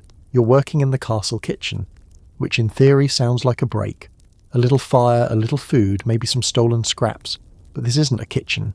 This is a battlefield with stew. You step inside the half-built hall, just enough stone to keep the wind out, not nearly enough to qualify as safe, and are immediately hit with a wave of heat, smoke, and the aggressive scent of boiling animal parts. A cauldron the size of a wine barrel is perched precariously over an open fire. The kitchen master, a woman named Alda, is barking orders so fast you're not entirely sure what language she's speaking. You think she says turn the spit, but it might also be don't step in that. You step in it. A puddle of grease. You nearly go down. A nearby assistant catches you, then glares like you've insulted his entire lineage. Don't touch anything, he says. Just stir and try not to catch fire. You look at the giant pot. It's filled with some kind of stew, you think. There are bones, and things that might be vegetables. Or might be not vegetables. Either way, the top is frothy and something keeps bubbling to the surface and blinking, and you don't ask, you stir. There are no spoons. Just long sticks. Literal branches stripped of bark and burned smooth on one end. You grab one, start stirring, and realise almost immediately that the bottom of the pot is sticking. The assistant throws you a chunk of what might be lard. Grease the base! You lean in to do it. The fire roars. Your eyebrows do not survive. Behind you, someone is chopping onions with a cleaver that also doubles as a woodworking tool. Another man is carving hunks of meat off what might be a goat, or might be a deer that wandered into the site and was caught after someone tripped over it. No one's quite sure. Everything here is hot, loud, dangerous. Every surface is coated in soot or grease. The smoke is constant. There is no ventilation. You cough 3 times before Alda hands you a wet rag and says, "Tie it to your face unless you like your lungs medium well." The knights have requested a feast. That's why things are so chaotic. Sir Renfred wants roasted pheasant with honey glaze. Someone else wants beef. Someone else insists on turnips sculpted into little horses. None of them are helping. One even walked through the kitchen earlier, sniffed the air like a suspicious cat and asked, "Is it supposed to smell like that?" Alda almost hit him with a ladle. The fire pit is the heart of the chaos. 4 of them, actually. Open hearths ringed with stones, spitting out sparks like they're angry about something. Meat roasts over one, suspended on a spit that requires constant turning. You get assigned to that. It sounds easy. It is not. The spit creaks. The wood handle is hot. You have to keep it turning at a perfect rhythm, or the meat burns on one side and stays raw on the other. The fat drips into the fire, flaring up and singeing your arms. The smoke rises directly into your eyes. You blink, you turn, you cough, you weep. Somewhere behind you, someone drops a tray of root vegetables. A dog appears. No one knows whose dog it is. It barks once and steals a parsnip. The assistant cook screams like someone's been stabbed. "You ever do this before?" a girl asks, stepping next to you and grabbing another spit. "God, no," she grins. "Good. That makes 2 of us." Her name is Mira. She's maybe 16. Quick with a knife, quicker with sarcasm. She shows you how to spot when the meat is ready. Look for the shiny bit near the bone. If it's sweating, it's good. You nod like you understand. Then the pitch accident happens. Someone near the back trying to seal a cooking pan with pitch. Why? No one knows. Spills the pot. Hot pitch splashes onto the stone. Someone slips on it. A crate of firewood falls over. A small fire breaks out near the flour sacks. Everyone starts yelling. The dog returns to steal another parsnip during the distraction. You grab a bucket of water, dump it on the fire, and immediately regret it. Because the water hits the pitch and sends up a blast of smoke so thick it blinds half the kitchen. Someone screams. Someone else throws a spoon. Alder charges in, waving a damp cloth and shouting obscenities that haven't been invented yet. You're banished to root-peeling duty as punishment. You sit near the back, a pile of knobbly tubers in your lap, and a knife so dull it's basically a letter opener. Mira throws you a better one when Alder isn't looking. "You'll live," she says, "but don't come back tomorrow." Noted. Eventually the feast is served. Trays of meat, buckets of roasted vegetables, a pie that's mostly crust and ambition. You help carry it to the hall. The knights cheer, the steward nods. Sir Renfred says, "It's not quite what I requested," before digging in anyway. No one thanks the kitchen staff. You slump by the fire that night, smelling like smoke and goat fat, wondering how anyone survives back there for more than a day. Etienne appears, sees your singed eyebrows and says, "So, new look?" You grunt. He hands you a crust of bread and raises a flask. To not dying. Even in the kitchens. There's a strange quiet this morning, not peaceful, not calm, just off. You wake up in the grey before dawn, shuffle outside to empty your lungs of kitchen smoke and stale dreams, and immediately notice something missing. Carpenter Len.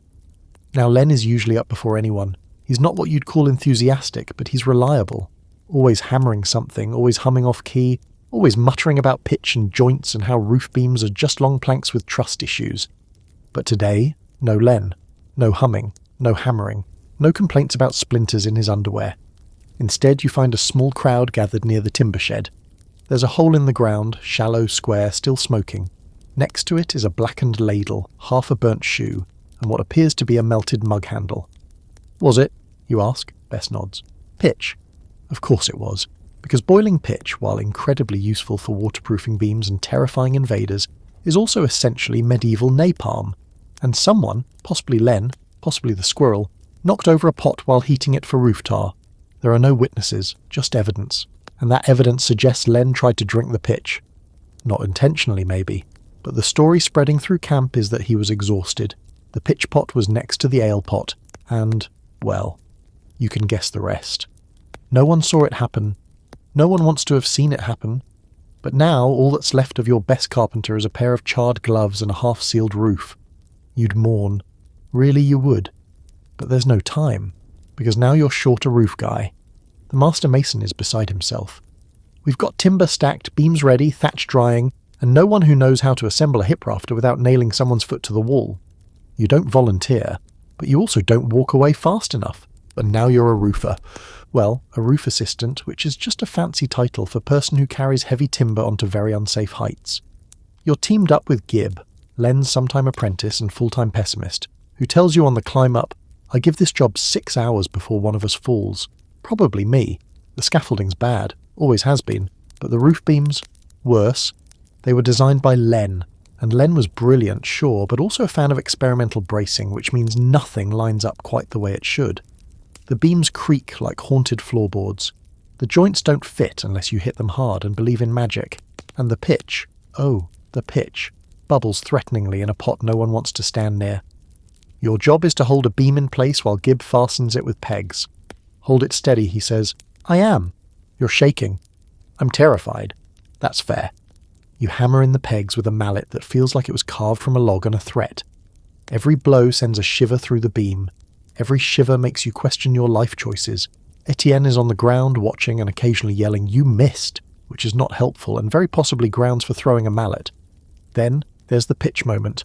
It's time to seal the joins with hot pitch. Part waterproofing, part glue, part ritual of terror. The pot is hauled up on a pulley, swinging gently, sloshing like a bubbling cauldron of regret. You steady it while Gib uses a brush that looks suspiciously like a repurposed broom. He dips it in and slathers the beam join. You try not to breathe. The fumes sting your eyes. The heat makes your eyebrows reconsider their life's purpose. "More on the edge," Gib says. You lean in. The beam shifts. You grab the edge. Your hand slips. Your whole arm plunges into the pitch. For one perfect second, you don't feel anything. Then your skin remembers it's attached to a nervous system and decides to inform you. You scream. You flail. You nearly fall off the roof. Gib yells. Etienne yells. Someone below yells, "Told you!" which might be the donkey. You dangle there, arm coated in scalding black tar, while Gib grabs your collar and hauls you back like a sack of screaming potatoes. He dumps a bucket of water on your arm, which doesn't help but makes him feel better. Back on the ground, the camp healer, a woman who treats injuries with a mix of sympathy and threats, smears your arm with mashed herbs and bandages it in what feels suspiciously like the remains of someone's underpants. No roof for you, she says. Try not to grow another limb in the meantime. So now you're out of roofing, half-pitched, and watching the others try to finish the job without you. They don't do great. One beam slips. Gib curses. The pitch spills. Etienne gets a glob on his shoe and insists it's an omen. The scribe walks by and says, "This is why stone ceilings are superior," before tripping over a bucket and almost catching on fire. You spend the evening near the cook fire, arm in a sling, dignity somewhere in the rafters. Bess offers you a mug of ale. You sniff it. You sniff the pitch. You sniff it again. You drink the ale anyway. Across camp, someone sings a song about Len. It's short, dark, involves pitch, obviously. You laugh. You shouldn't. But you do. Because in this place, even the roof is trying to kill you. You're banned from the roof for now, which is understandable considering your arm still smells faintly of burnt pine and poor decisions. So today, you're given what sounds like a peaceful assignment. Helping the stonemasons install stained glass in the castle chapel. Sounds delicate, refined, almost elegant. Spoiler, it is not. You report to the partially built chapel, where the upper windows now gape open to the wind like they're shocked that someone would even attempt this. The walls here are tall, cold, and still echo with unfinished acoustics. The scaffolding is as rickety as ever, and the man leading the window team is a glazier named Byrne. Round in the belly, sharp in the tongue, and extremely protective of his glass panels. "Don't touch the panes," he barks as soon as he sees you. "Don't lean on the frames. Don't breathe on the lead unless you want to fall into heresy." Her name apparently is the window. You nod, carefully. The stained glass itself is breathtaking. Even in its unfinished state, the colours catch the morning light and throw it in wild splashes across the stone floor. Reds like fresh blood, blues deeper than the sky, golds so warm they seem to hum. The figures depicted are religious, of course. Saints, angels, divine geometry. But one in the corner looks suspiciously like the donkey. You say nothing. You're here to carry. That's it. Carry the panes, pass the tools, hold the ladder. Simple work. No risk. Except for the fact that each pane costs more than your yearly wage, is thinner than your nerves, and is being installed at a height that guarantees instant death if you sneeze wrong. Byrne does the fitting himself. He climbs the ladder with the grace of someone who's done it 1,000 times, takes a panel in one hand, and slides it into place with delicate pressure. The lead lining, called cames, wraps the glass like a metal skeleton, holding each tiny piece in place. You hand him a new pane. He inspects it, squints, and grunts in approval. "This one's the apostle with the fish," he says. "Make sure the next one is the fire halo." You look at the next piece.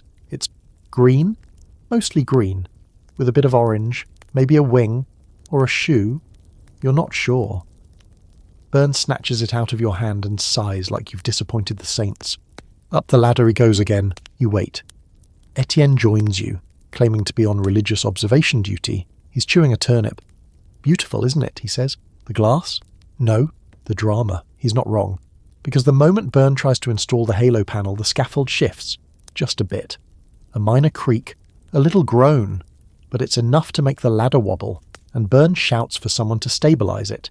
You jump forward, grabbing one leg of the scaffold. Etienne grabs the ladder, and then the unthinkable happens. The panel slips. You watch, helpless, as it tumbles from Byrne's hands and falls through the air in slow motion, catching the light one last time before smashing into the ground. The silence that follows is so complete, you can hear someone down the hall blink. Byrne climbs down, slowly, like a man descending his own grave. He kneels beside the shattered glass, picks up a piece, sighs, then screams into the rafters. "You put the fish next to the fire?" Apparently, yes. That was your mistake. It's not really your fault. The panels weren't labelled clearly. But to Byrne, this is sacrilege of the highest order.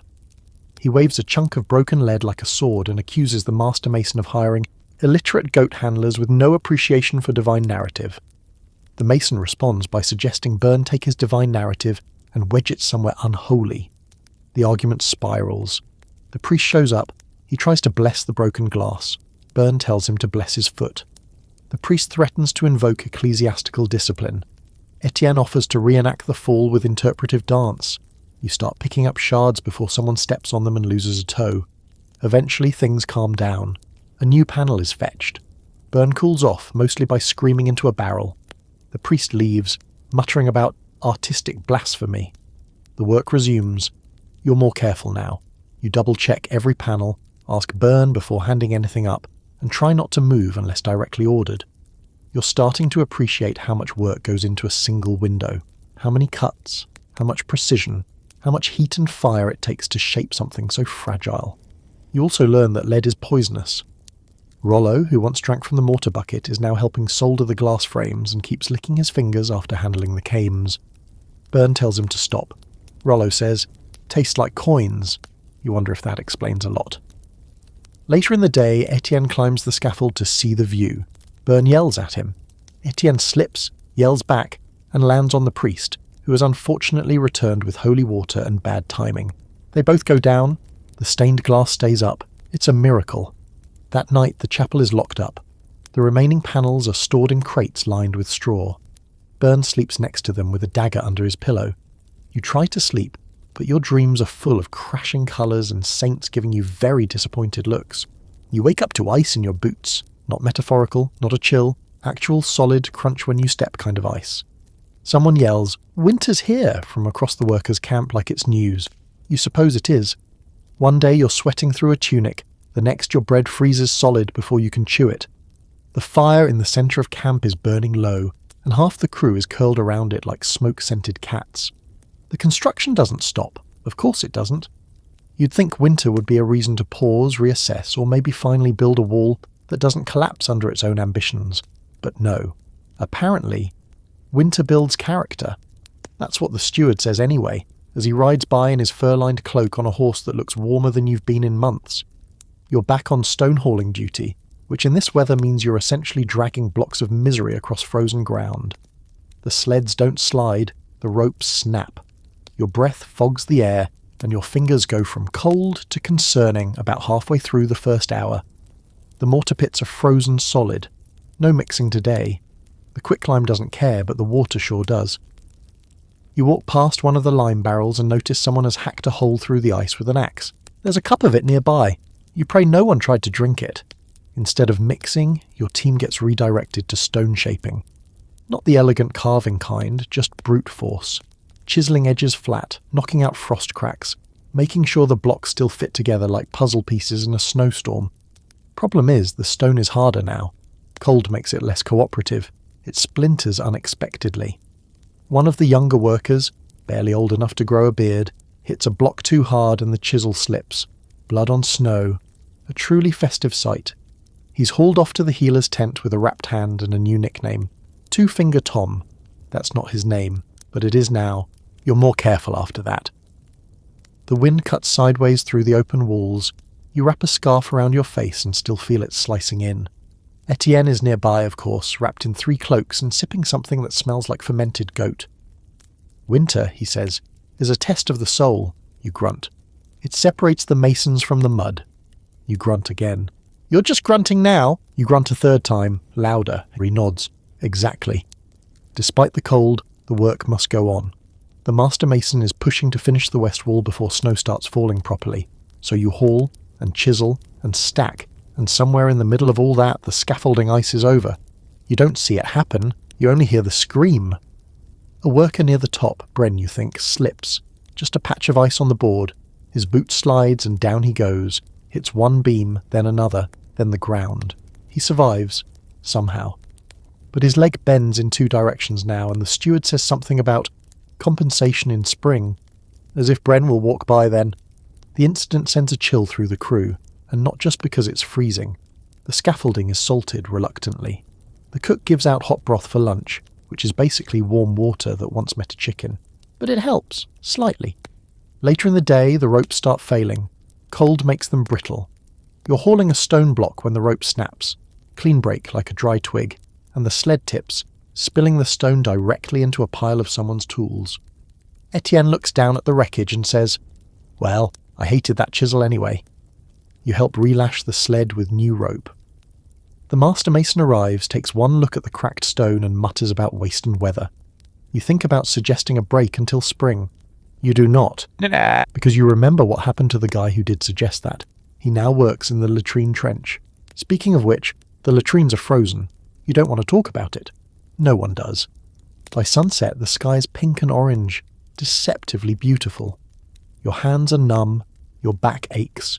You've wrapped your scarf 3 times around your neck and still feel like your spine is slowly turning to ice. Back at camp, everyone huddles near the fire.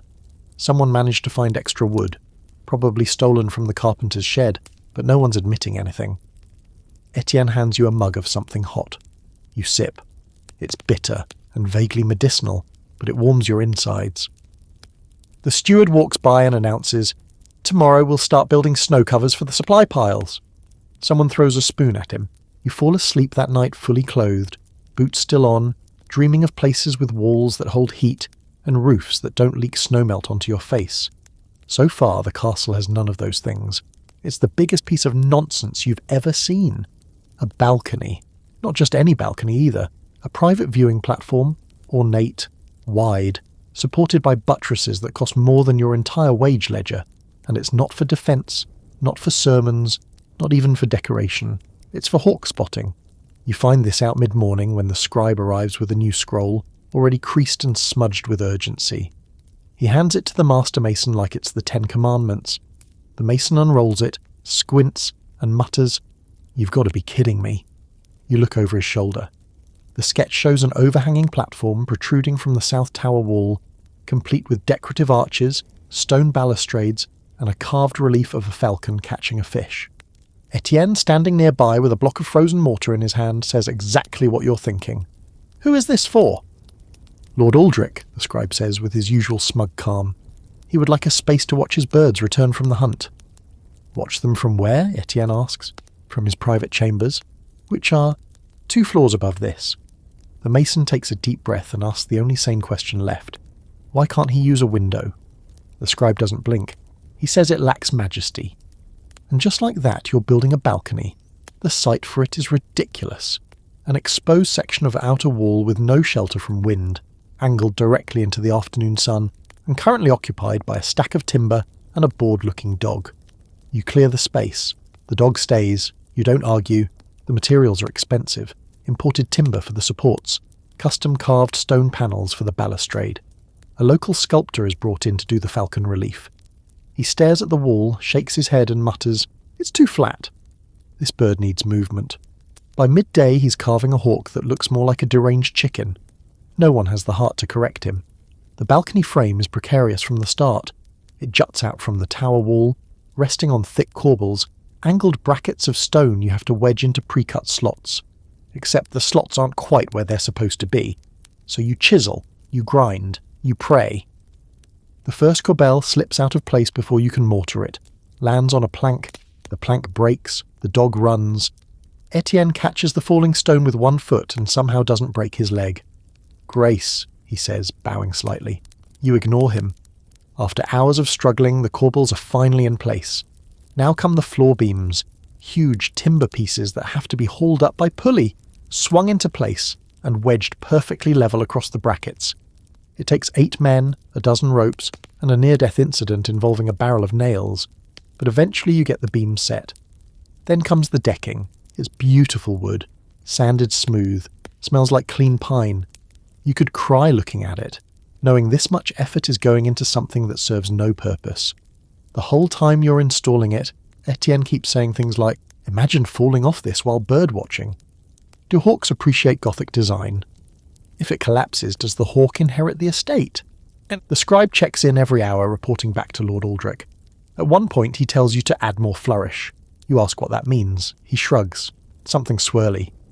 You let Etienne carve a few spirals into the railing just to make the man go away. The worst part comes when it's time to anchor the balcony into the wall. This requires drilling through the stone, inserting thick iron rods, and packing them with lime mortar to bind it all together. The tools are terrible. The drill is basically a giant screw with ambition. It takes forever. The iron rods bend if you hit them wrong. The wall cracks if you go too fast. Etienne accidentally drills into a hollow. Dust puffs out. A piece of the wall crumbles. You both stare at it like it just insulted your mothers.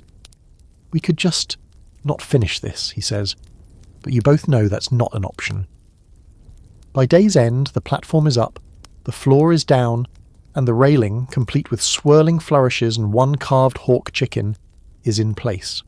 The Lord himself arrives to inspect it. Lord Aldrich is a vision of wealth and wool.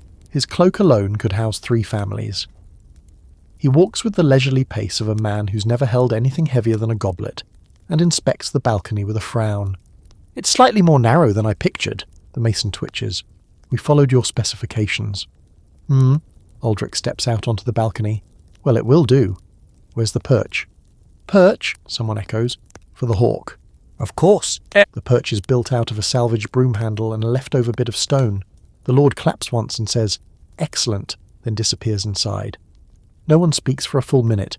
Then Etienne breaks the silence with, "So, will we be building a hawk bathing pool next?"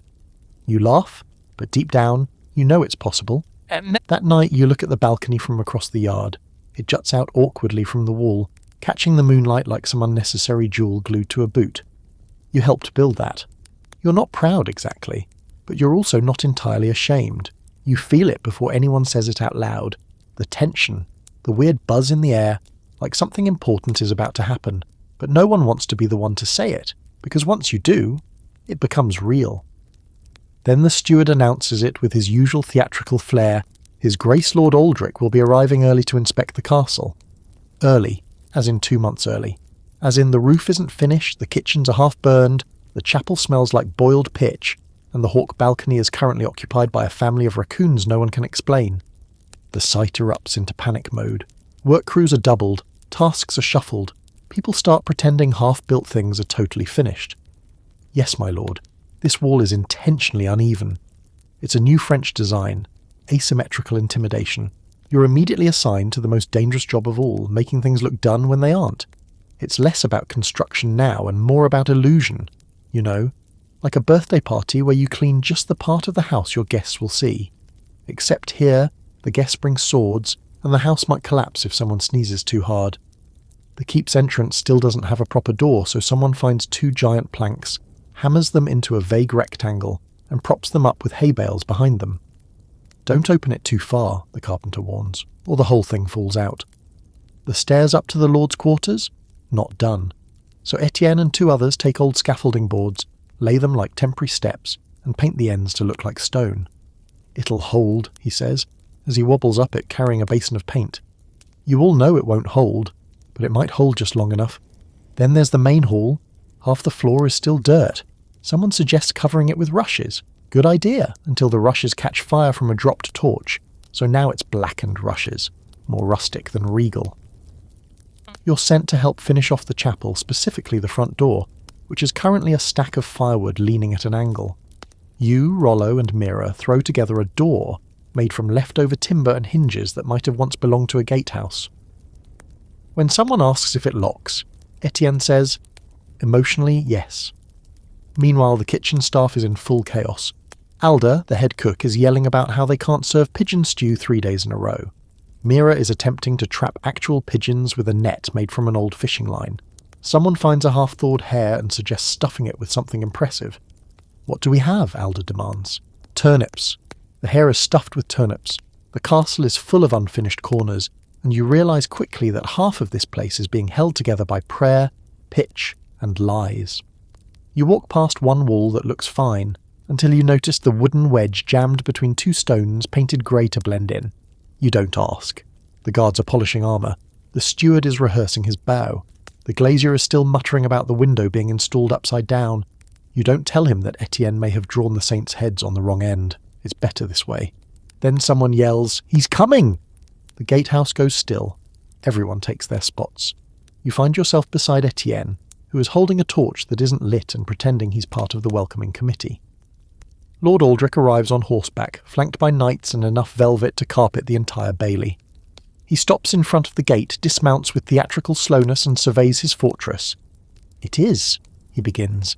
You all hold your breath. "Acceptable." You exhale. What follows is a carefully managed parade through the castle.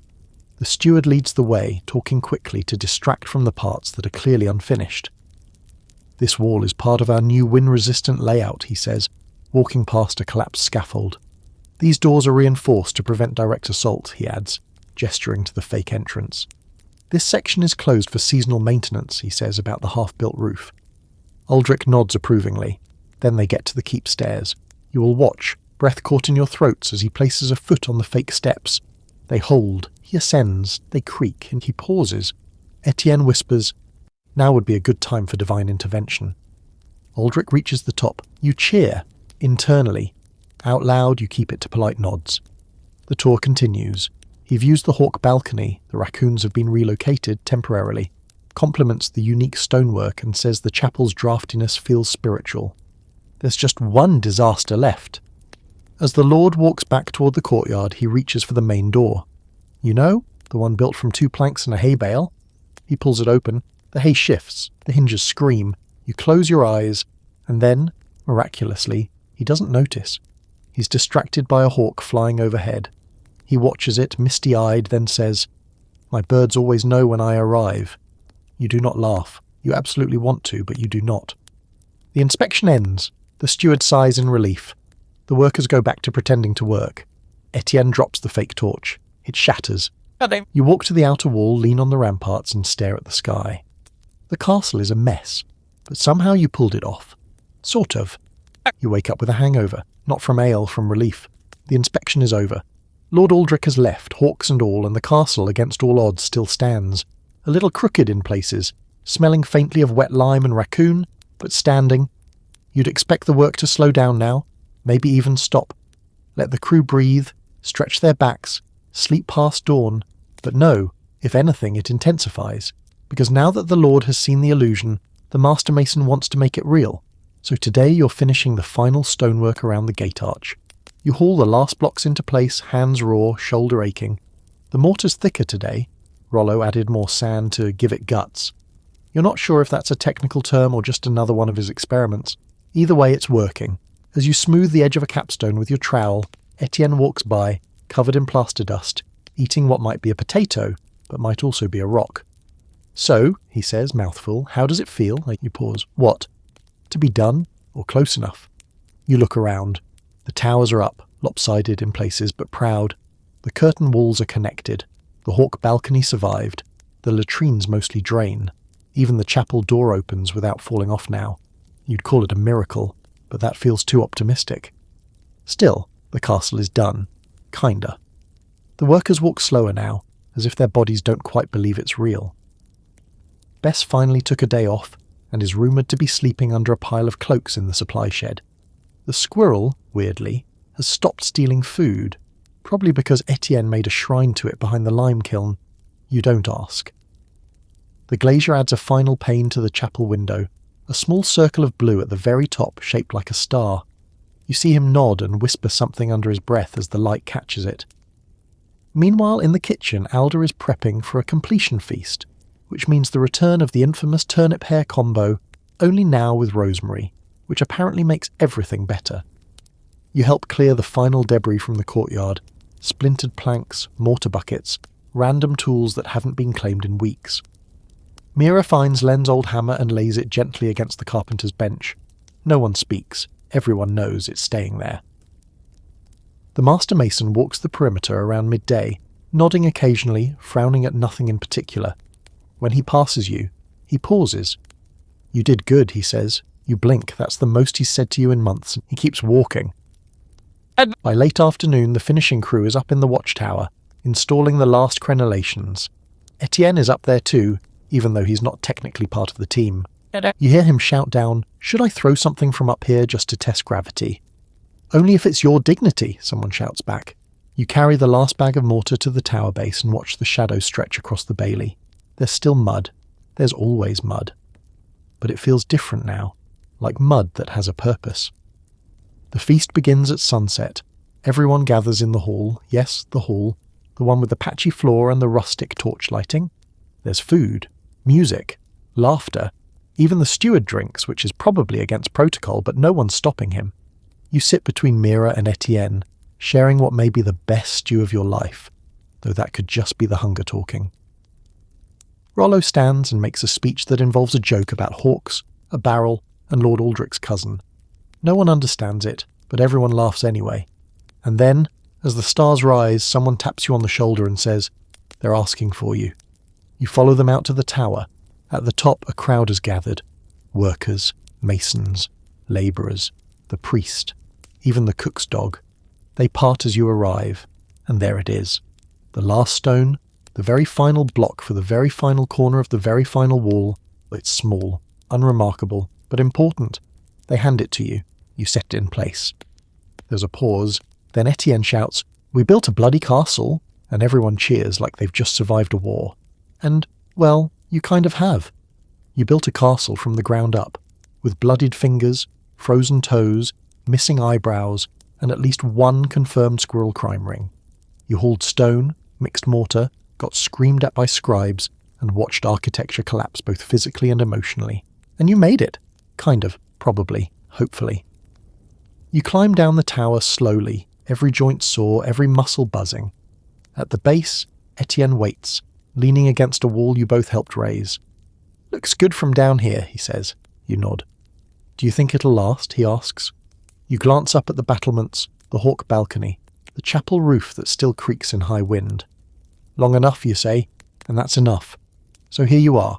The dust has settled, the tools are put away, the scaffolding's been taken down, or at least the parts that weren't frozen to the wall. The squirrel has mysteriously vanished, leaving behind only a single acorn and a vague sense of unfinished business. You sit at the edge of the bailey, legs stretched, cloak wrapped around your shoulders, watching the castle glow orange in the fading firelight. It's not perfect. It leans in places. There's a crack in the east tower no one wants to talk about.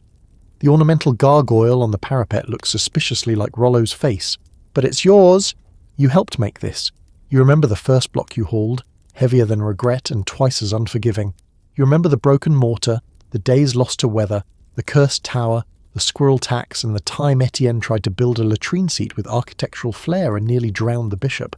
And still, somehow, you made a castle. Not just stone and lime, but a place. A place where people argued, froze, laughed, and bled. Where jokes were carved into walls and saints had their faces upside down and someone painted donkey rights on a ceiling beam in bright red pigment. And yeah, maybe the Lord gets all the credit. But you know better. You all do. As the stars rise and the last fire sputters, you lean back and close your eyes. The walls are quiet now. The work is done, for now. And maybe, just maybe, it was worth it.